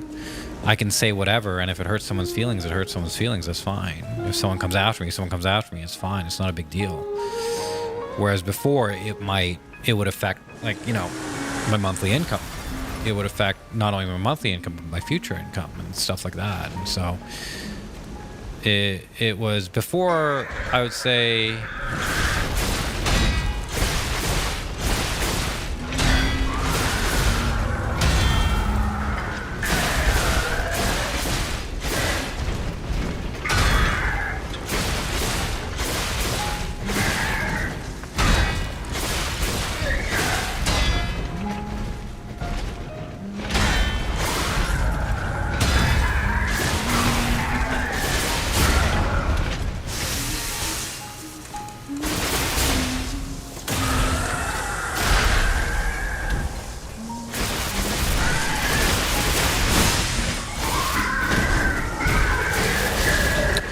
before I would say like there was a lot of frustration built into streaming. Hi, Da Vinci.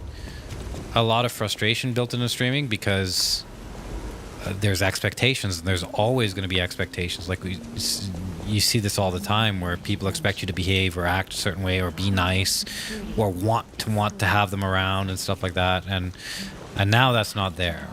To get inside. And it's not like I didn't want to have them around and stuff like that, but it was that there's a lot of toxic leakage when it comes to parasocial relationships. Like there's a lot of just poisonous side effects. Whereas, like your community is doing this and they're your community, but then you have to have mods, and then the mods have to moderate people, and then you want everybody to get along. But you also want to be authentic, and there's just a lot of toxic leakage that happens, and that would be a source of frustration for sure. Like a source of frustration that only other streamers would understand, and there's no, I could not figure out a way to fix it. There was no way to fix it, and the more you tried, the more you went against the grain. That's pronoun. Be careful.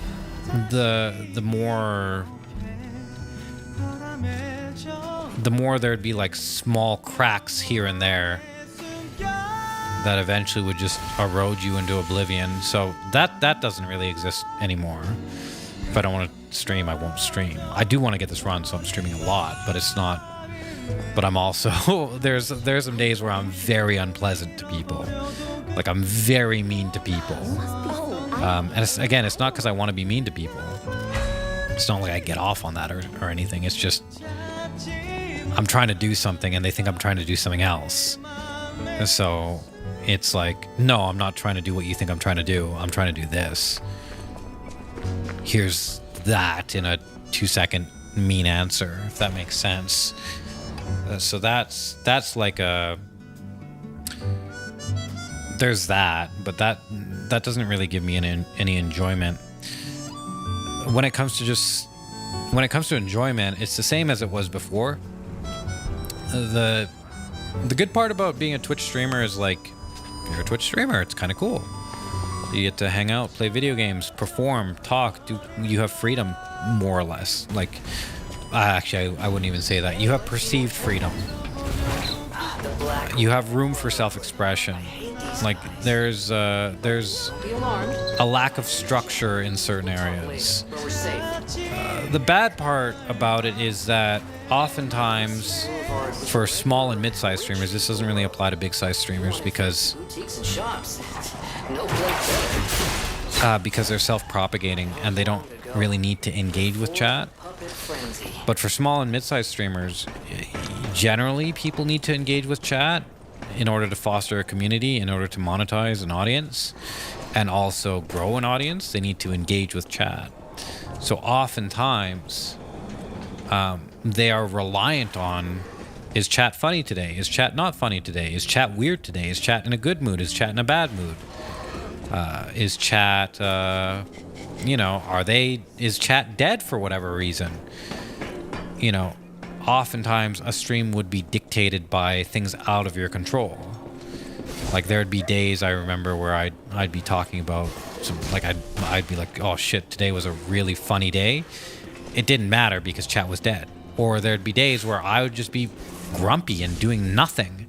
And then chat would be having an amazing time and they'd all donate and sub and all of this stuff. A perfect example of this is one day Morph, for April Fools, left his stream starting soon screen on. He left it on for 5 hours. Guess what happened? So he wasn't there for 5 hours. He gained 500 subs during that time because it was a meme. It was just funny to chat. Meanwhile, if someone else did that, they wouldn't pull it off. They don't have the audience size and they don't have the type of audience. Right? So there's all sorts of things that aren't really in your control. So when it comes to enjoyment, it's the same thing. Yesterday was a very enjoyable stream because people were funny. Other days people are really annoying. I get 500 Souls boys coming in being like, what's your favorite boss? What is this? What is that? Like, who's the hardest boss? Who's the easiest boss? What boss does my mom like? Like, they just ask questions that don't mean anything to either me nor them. And it's like, well, what are you gonna do? Are you gonna just bitch out every Souls boy? It's like there's an endless amount of them. It's not gonna work. You know, those days are worst days. But then there's days where people are just, they're just fun and they're just nice and they're just sweet, and it's less cognitive load on me because it's you know, I don't have to worry about them. They're having a good time. I don't have to worry about you. I don't have to worry about your responses, or if I missed a chat message, or if you're gonna interpret what I said in a negative way, even though I didn't mean it that way, or you know, so on and so forth. Right? You know what caused the feud? What's your way? You're the duck can't sneak past me. Die!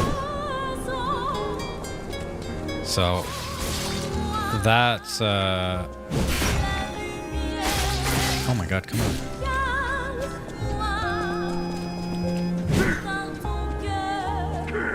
That's how I would answer the enjoyment question. Right, is it enjoyable now that I do it less? Generally yes. Generally I'm in a better mood when I do it less, but I forgot about the backstab timer. Stop showing up already. What am I fucking doing, man? I'm just playing horribly. Again. Okay, I'm just gonna focus, guys. And what was your meanest, best roast? Chub Mother isn't a roast.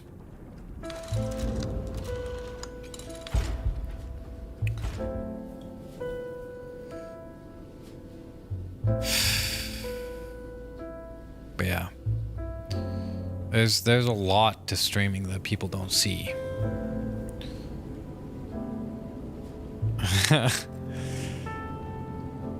Yeah. But it's just like just think of it as like this is gonna sound harsh, and it's very easy for people to take this in the wrong way.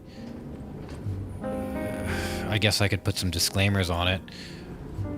This is more of like an 80-20 thing, where 20% of the population that I'm referring to is good, and they're like considerate, and you know, they might think before they act, or they're more thoughtful. Let's get you out of The other 80%, it's like interacting with toddlers. Think of stream as just a constant surge of 80-20 toddlers versus actual people.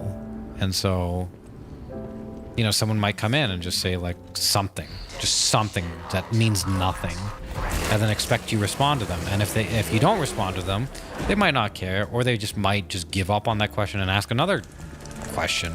It's happened so many times, it's really weird. And even if you answer that question, it's just like it's nonsensical if you're viewing this as like a interaction, like a one-to-one interaction. Doesn't make sense. But if you break it down into like, well, look, there's just someone on a computer, they found a stream, and they're just having a good time, just asking questions they don't care the answers about. Like, multiply that by 100 now, and then you get the general experience when you're interacting with stream.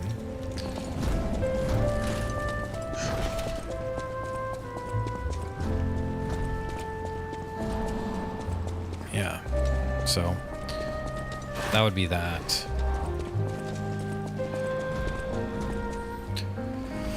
All right, this is the run. It has to be.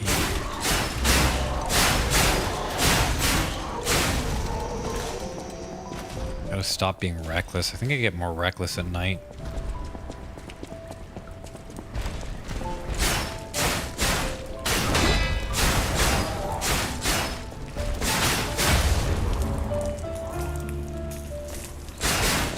But yeah, it's just there's no simple, straightforward answer. It's a constantly changing dynamic machine. And the more you try and control it, generally the worse it gets. But if you don't control it at all, it also gets worse. There's like a happy medium in between. And if you're juggling that while trying to be entertaining, while trying to be a quote-unquote streamer and say all the right things and do all the right things. It's like if you're not naturally attuned to that, it's very difficult.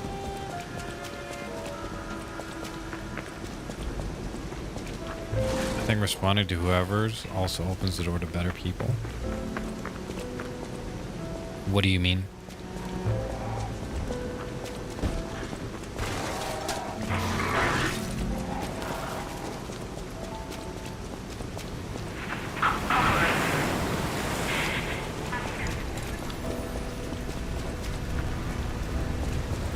People like connection in general. That's so actually what you just said is not true. Unfortunately, like I wish it were true. So well, I guess it depends on your goals. If you're just looking for a smaller mid-sized stream and you just want to be that forever, then that's fine. But if you look at any of the bigger streams, they are filled with children. Like not all of them, but the majority of them are filled with kids. Or people that act like kids, at least. They're just, you know, saying random shit, and they're just, you know. And a lot of the streamers will cater to that audience. That's how a lot of streamers actually got big. They monetized a bunch of children, which I'm not saying is a bad thing, but it's a better strategy than monetizing mature people, if that makes sense. Hi, Ali Reza. You're not a chess player, are you?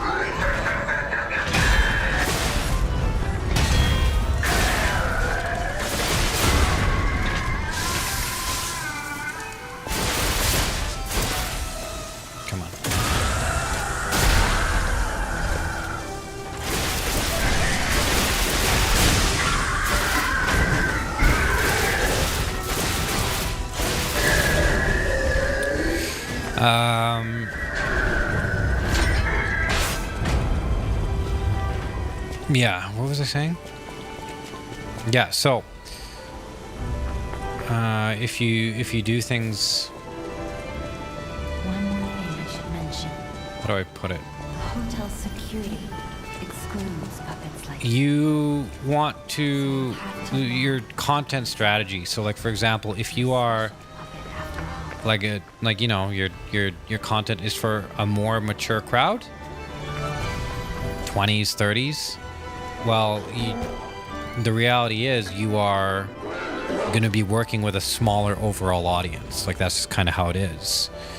If your gameplay choice is like older RPGs or retro games or whatever, same thing. You're working with an overall smaller audience. Even though it might be more difficult to do and more interesting, the content you make or how you interact, it actually works against you. Whereas, for example, if you are playing a game like Roblox or you're a Minecraft streamer and your content is very it's shallow, but it's very stimulating but shallow, kind of like processed food, then you have already you're just working with increased odds. You just have a better chance to blow up or to become a meme or something like that. And you can see that. You can see that in real time happen. You can see that everywhere. Fortnite's another big one too, but Fortnite's saturated. It's different. You know, like there's all these things that are going on all the time that are not in line with how you'd think they are. But that's how the content world works. Ferrugias. I only know because I watched some Gotham chess videos. You really missed Nick Otis? He's funny, man. He was a funny guy. Nice clean work on the clown. Thanks. I just have to keep it up because I can. I just it takes more cognitive load.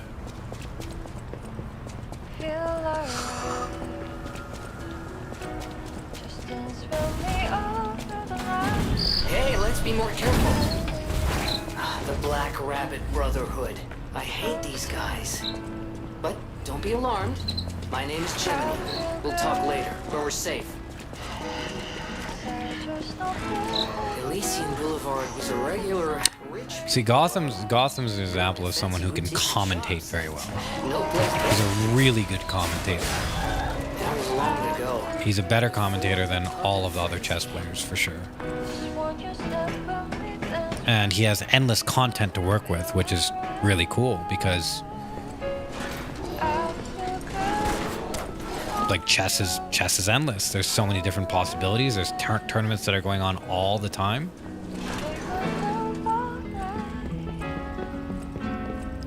So he's in a very good position. Like I said, yeah, he's witty. He is witty. He's got some dry humor. He's a funny guy. Doesn't always know what he talks about though, that guy. Which is fine. Like he's there to be entertaining. But whenever he talks about fighting, it's like you don't know. You have no idea what you're talking about. But he's trying. Like he's trying to entertain, so it's not a big deal.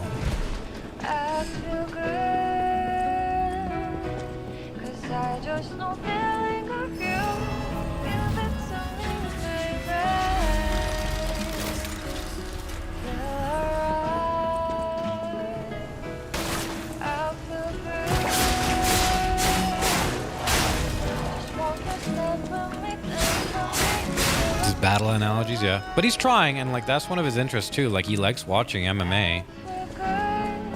You know, so good for him for putting himself out there. Good for him for being like trying to mix the two. Like he's attempting it. And you know, whenever you try and do something, especially difficult things, like they don't always turn out great. You know, sometimes you get like a dud recipe. But it takes courage to even do that, so good for him. But yeah, his fighting analogies are all completely off.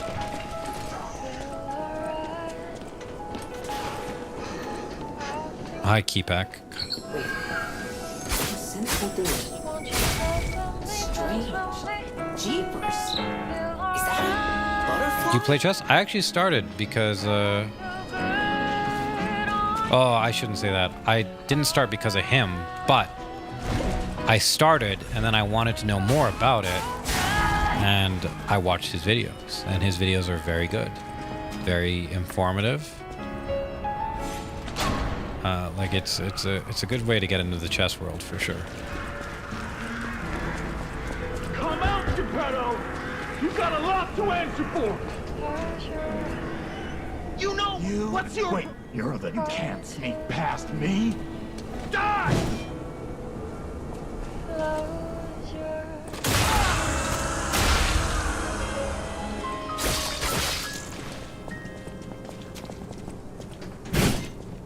Right, timer.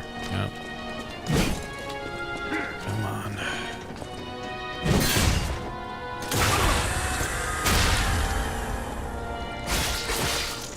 It's content. Like he explained chess in a way that made it interesting, because for me, way back when, chess was always super boring. My dad was a chess grandmaster actually when he was a kid. Like he was very good at chess.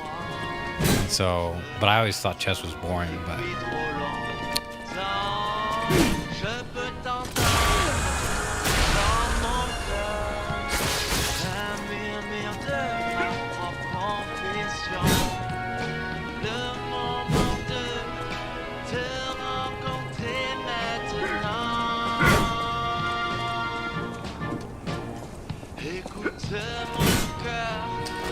he showed it in a way that made it compelling. Good night, EVD. Thanks, Reezy.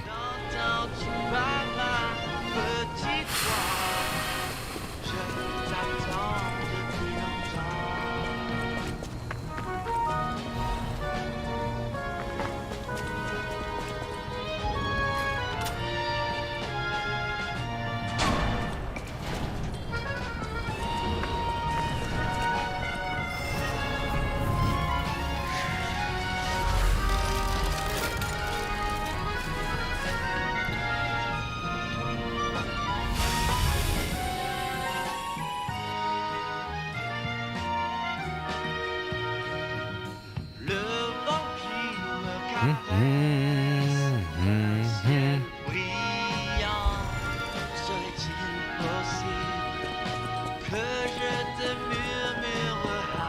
know my way.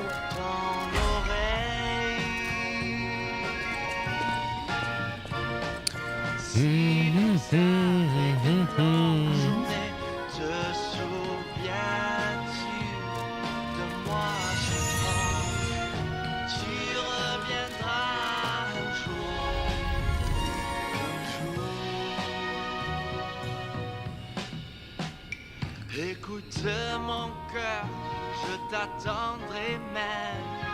Si j'ai mal au cœur, pour que tu puisses entendre ma petite voix, je t'attendrai. Je t'attendrai.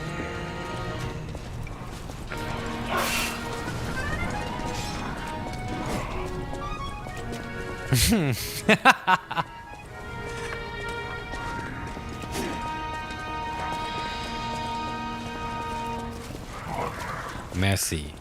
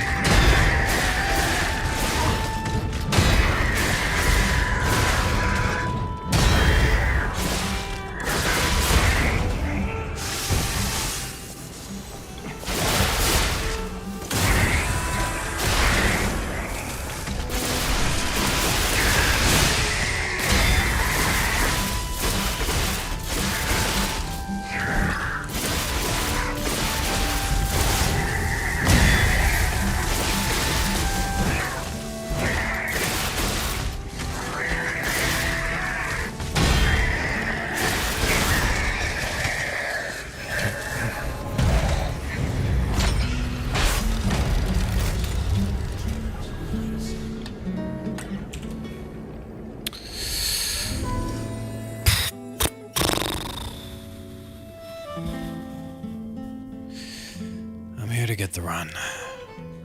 You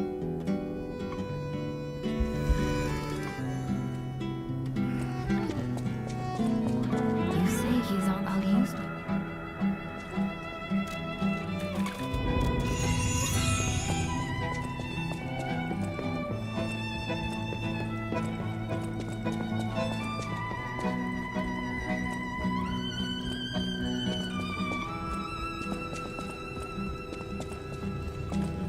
Always speaking, my friend. Remember, be careful, beware. Bien sûr? Is that Spanish? What is that? You can get from City Hall to the factory. Hi, Onyx. Day's going really good, actually. Doing really good. The runs are not going good, but day's going good. It's a good day today. Bonsoir. You know what that reminds me of? That reminds me of like some little fuckboy in a show I saw. And whenever anybody would say hello, he'd be like, bonsoir. Man, I hate this character. can't remember what show it was, but he's like a little bitch boy. Like the show didn't portray him as that, but that's how he was.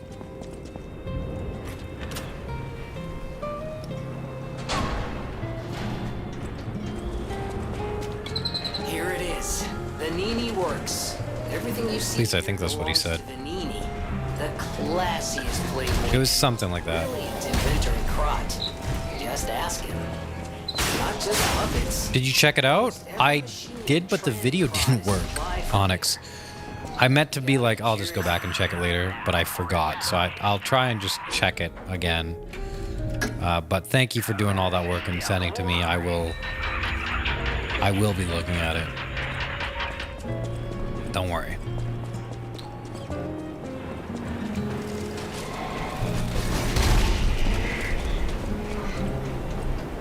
Sounds like a bitch. Yeah, I wish I could tell you guys which show it was. I can't remember though.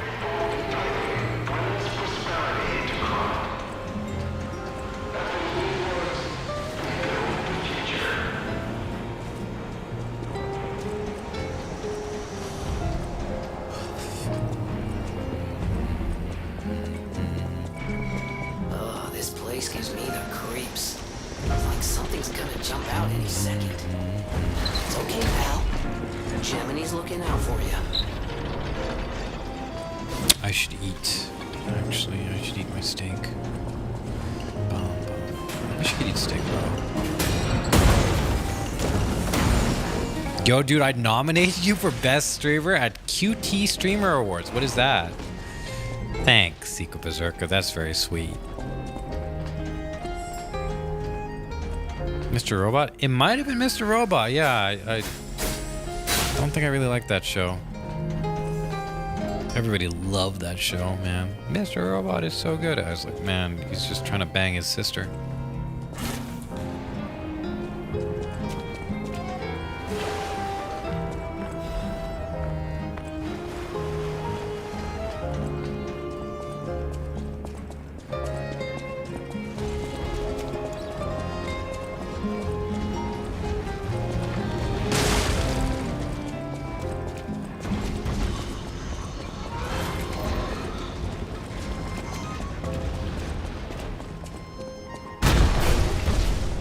Ludwig's wife, annual Streamer Wars in about a month. Oh, man, you know so much more about this stuff than I do.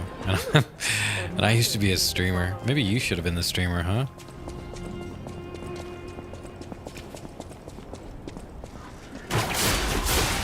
Hi, YGC. Unfortunately, I don't have too much room, time today. Thank you. Yeah, that was probably it. Bonsoir, Elliot. Probably him. Yeah. Who was it that said that? Was he a fuckboy?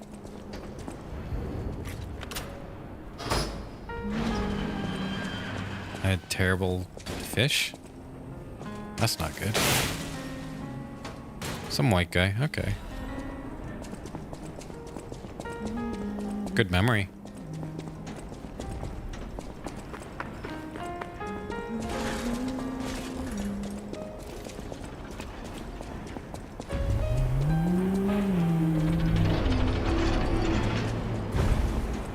Better than yours? The fish? I didn't eat fish.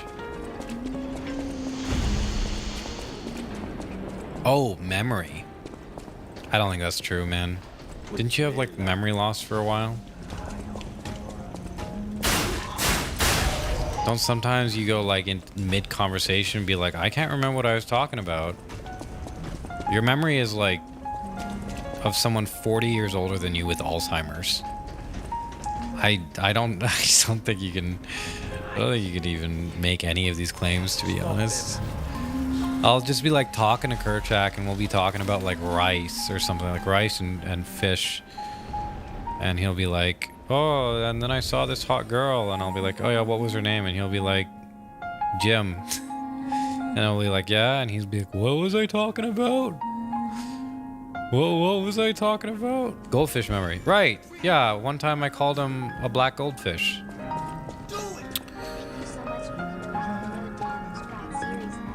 Ah, Tiger Knight. It's great, man. I didn't think people really cared about them, but I appreciate that. Thanks for the 17 months. you're going. I heard he. I know my way. He wouldn't know the difference between gold and black. He's colorblind. And that's true. That's true. That is true.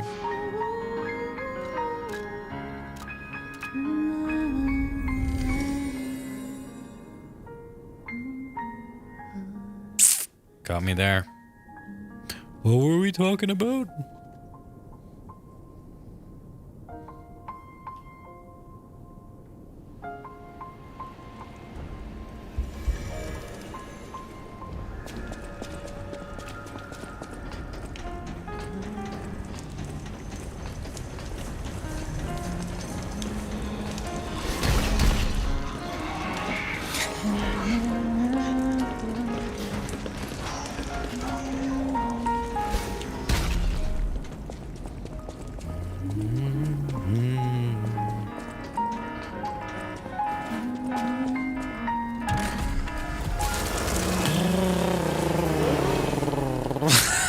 Yeah, I did just howl, that's correct. Sometimes I just do that, you know. Just helps me convey my emotion a little bit better. So people can understand me.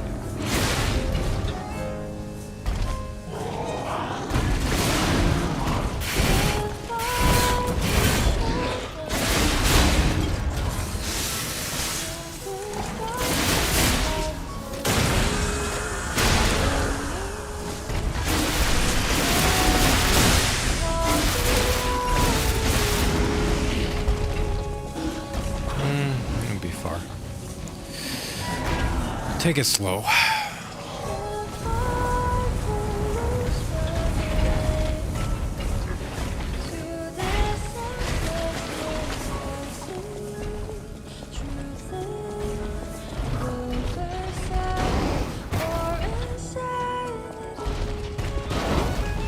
You're so dumb.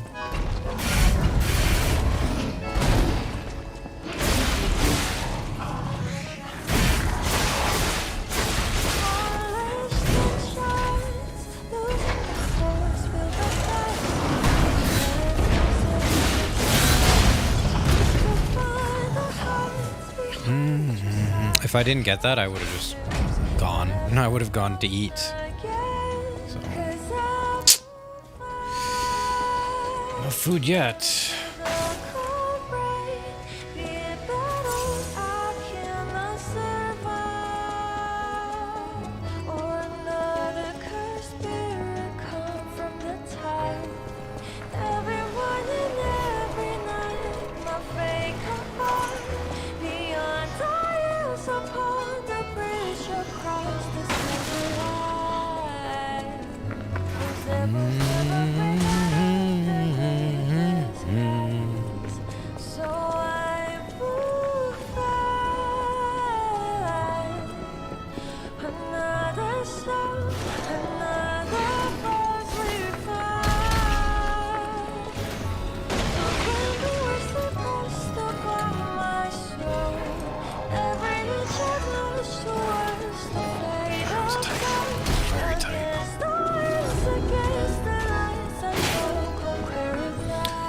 Alright, chat, whatever happens, happens. Let's try and get it done.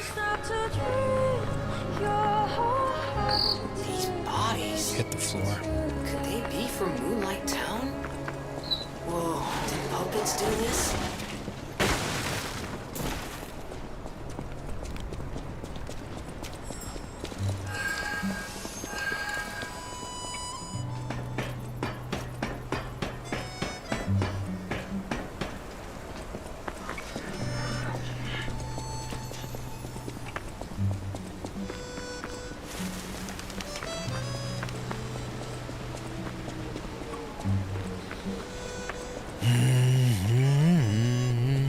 Do you want to go? I still. Are you? You've been. I am. Even if it. Child. Only the worthy may pass.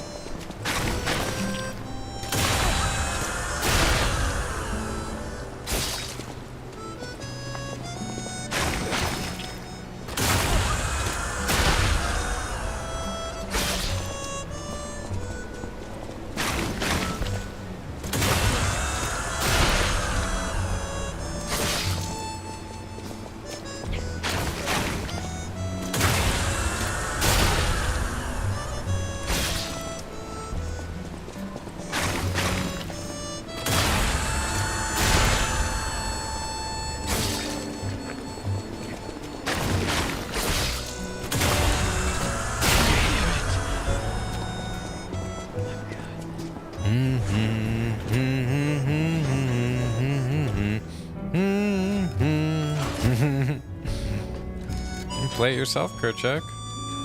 If you ever get out of Black Desert. I'm gonna drink my creatine, be right back.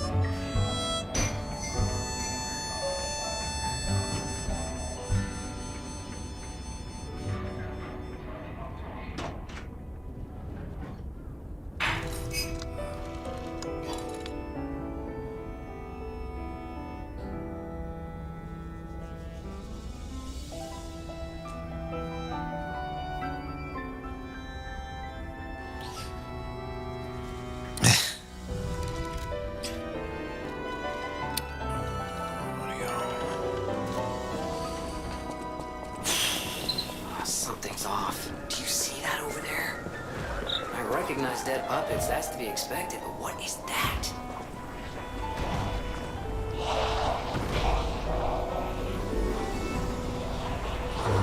It's game music, Kerchak. This is what I've been playing on repeat for the last 2 weeks. What do you mean for once?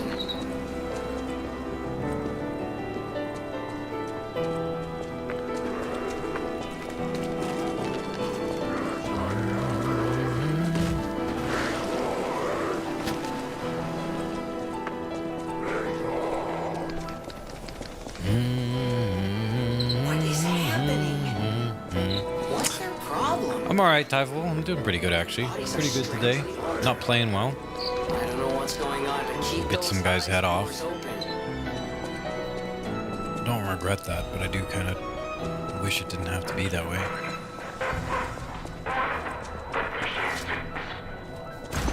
Like a praying mantis? Do they don't bite the heads off, do they?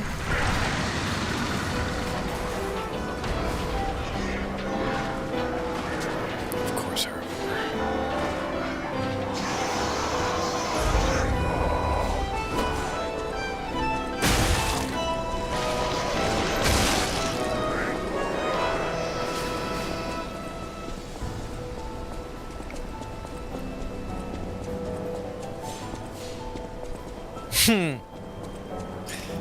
Can you tell me what big boy style is? I seem to have forgotten. Hi, John.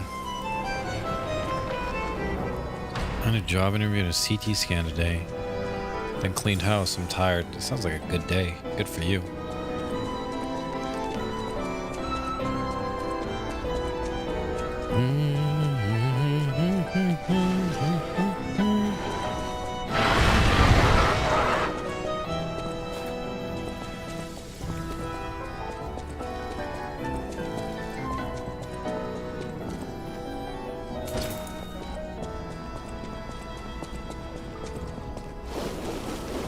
That's correct.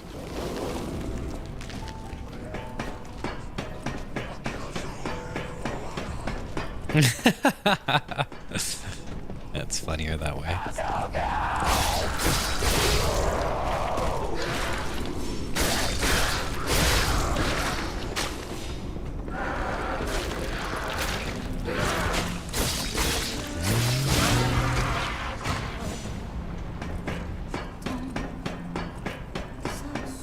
Ah, thank you, Greedy Gray.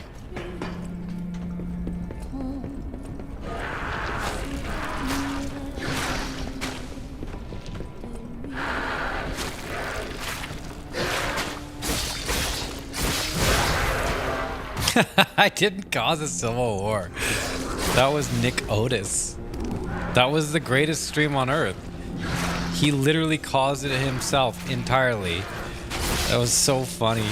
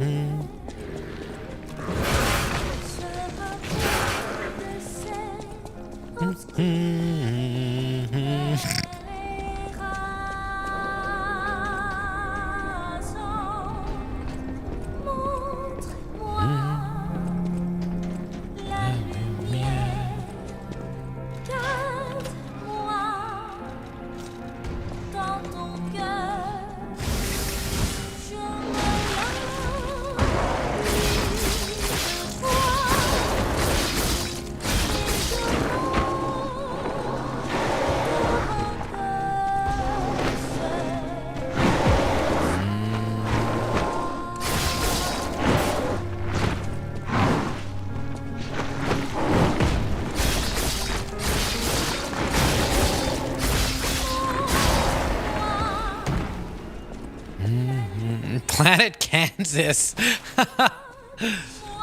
How could I forget? That's true, he did.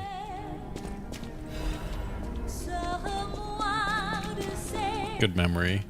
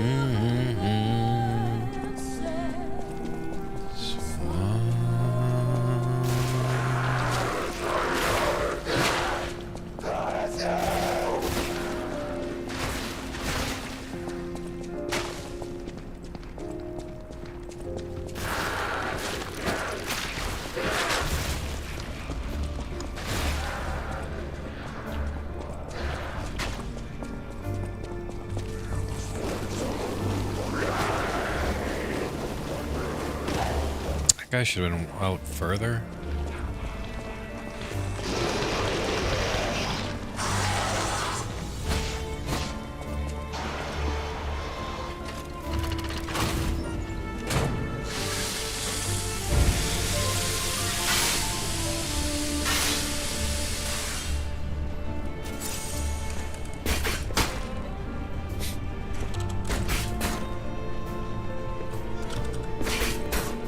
Damn it!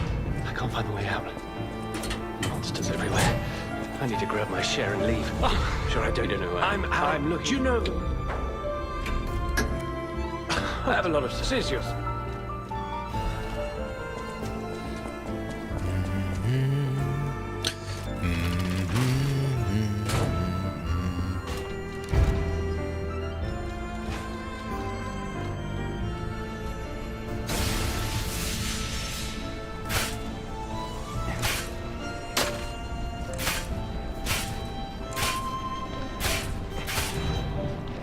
Remember in DS2 how you hit a wall with your weapon and durability would fucking tank? It's a horrible decision.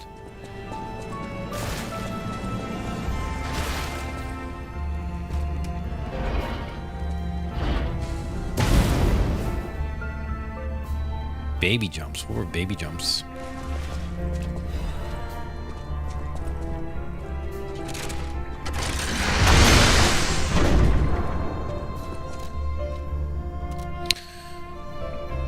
I don't know what that means, fancy son of hell. No, fancy son halal.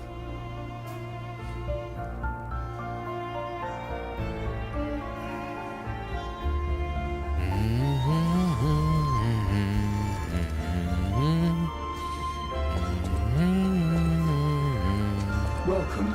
This I shall open. Welcome.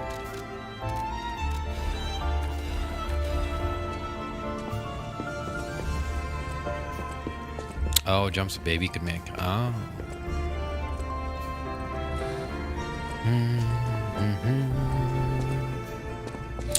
I realized a little bit more about Souls. How people ask me like, hey, are you gonna play this game? Are you gonna play this game?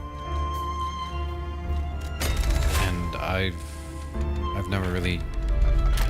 It's hard to explain to them, like I'm not really a gamer.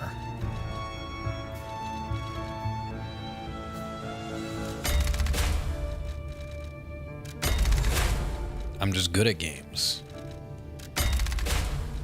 Like I remember when my friends, when I was younger, my friends would play Call of Duty and they would just play it.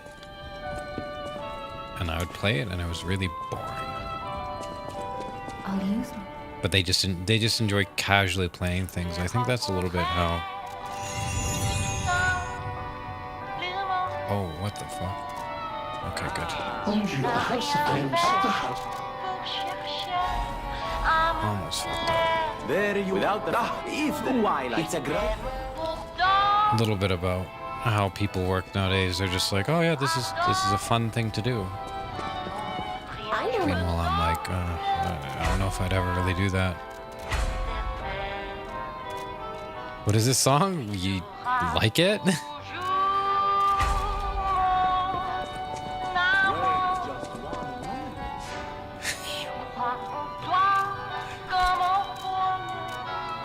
I hate it? Why?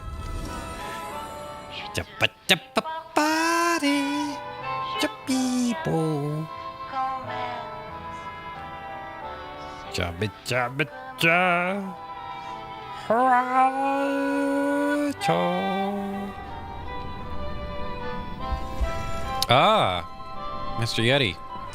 Are you gonna be there tomorrow, by the way? I got a gift for you.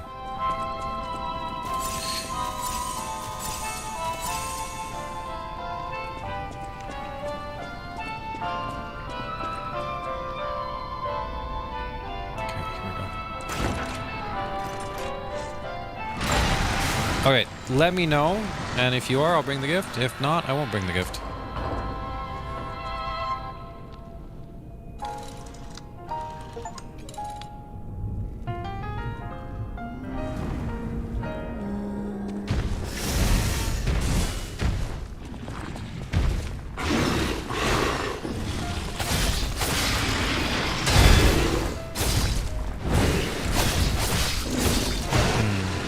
I could not see shit there.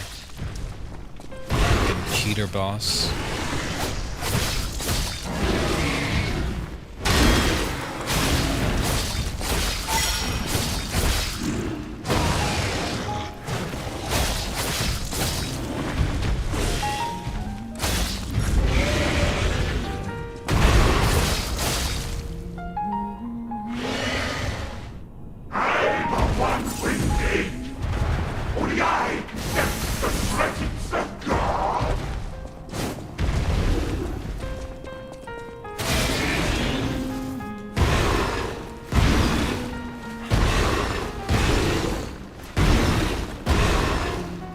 bit.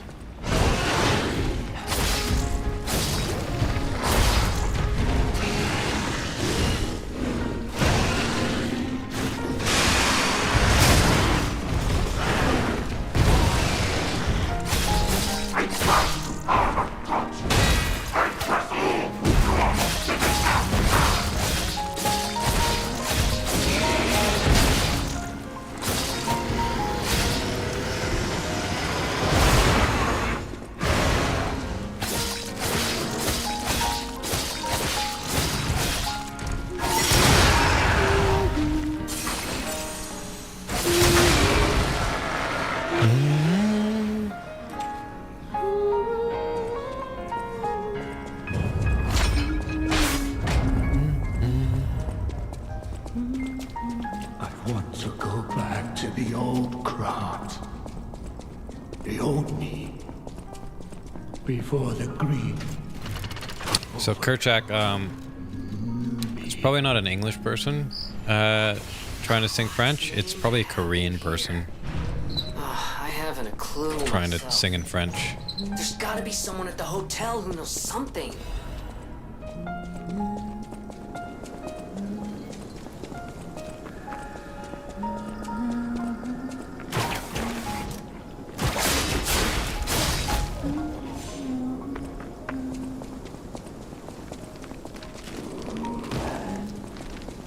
Once, Krat was just a small town on the coast of little importance. Before Elysian Boulevard was built, this place literally was all there was of Krat. But when some in the city prospered, they left the old town behind. Through isolation and neglect, Krat's first incarnation became nothing but dangerous alleys and desperate slums. On the bright side, I guess, the whole city of Krat's pretty much like that now. The old town caught up with the new. It's true what they say. A receding tide sinks all boats.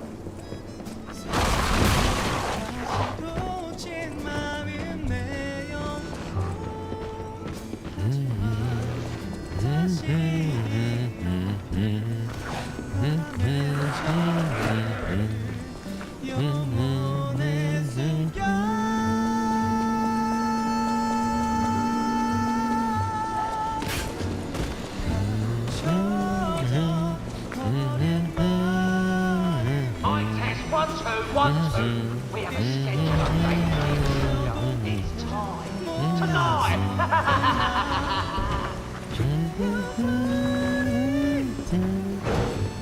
Now, here's a safety reminder for all the malcontents of the Marlin district.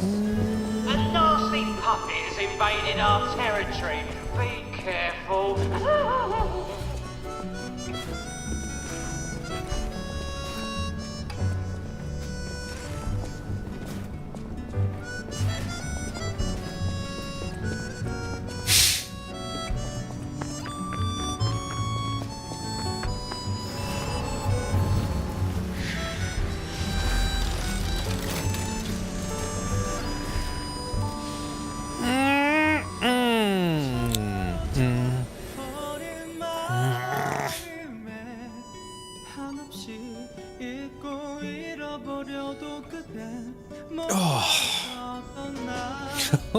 Wee.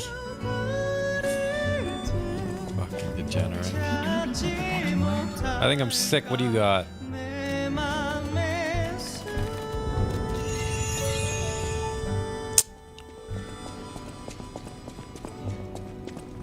I gotta be speedy. I gotta go to bed soon, chat. Hi, Zoster. Very sore throat and a cough. Ah. Well, I'll be nice and won't make the cheap joke.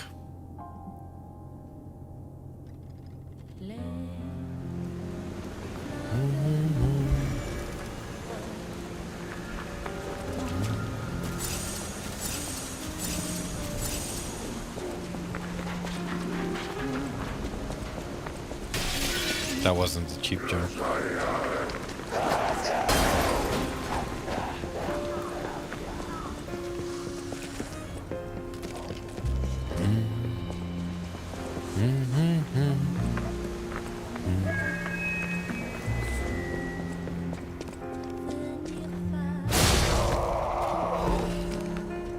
Here's a news bulletin. This just in. Intruder turned out to be Geppetto's puppet. This month's protection. You probably shouldn't use monkey emotes though. Sit down. What a deal! Now run, you idiot!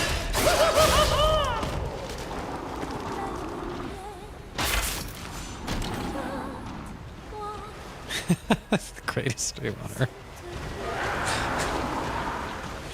That's a better joke than the cheap joke I was gonna make, but it was along those lines, yeah.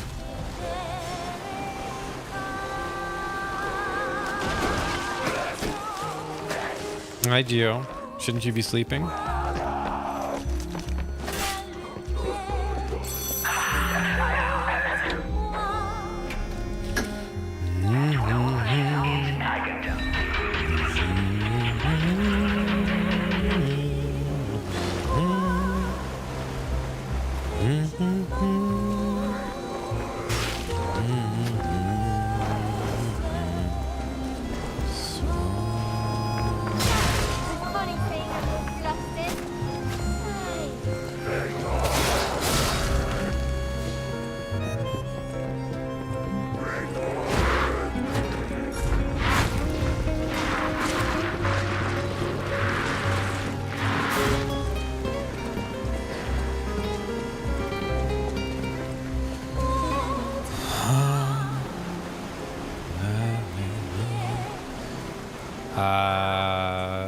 What Ricola ad?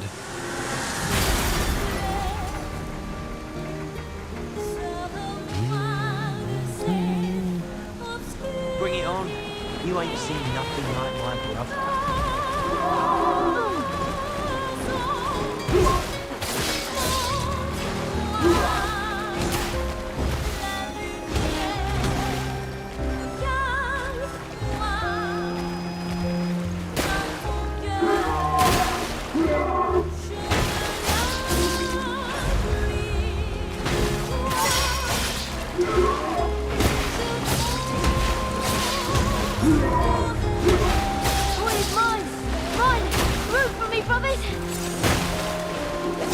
Oh my god, chat, what the fuck just happened?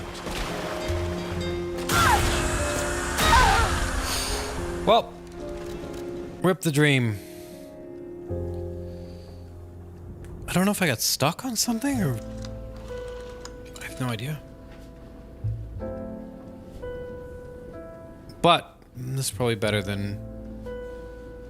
Better that that I didn't get the run, or the run ended there. I have a lot of stuff to do tonight, so I gotta do it. I gotta cook my steak, and I have to deal with a lot of sleep stuff. So, thanks for watching, everybody. Sorry I was mean, but I will not see you tomorrow. There's no chance I'll be streaming tomorrow. Well, there's a very small chance, but it's infinitesimal. And I will see you on probably Saturday. I only got like 2 weekends left to get this run. I have no time to get this run left, so I gotta get it. Okay. Sorry, Gio. Bye, Nick Otis.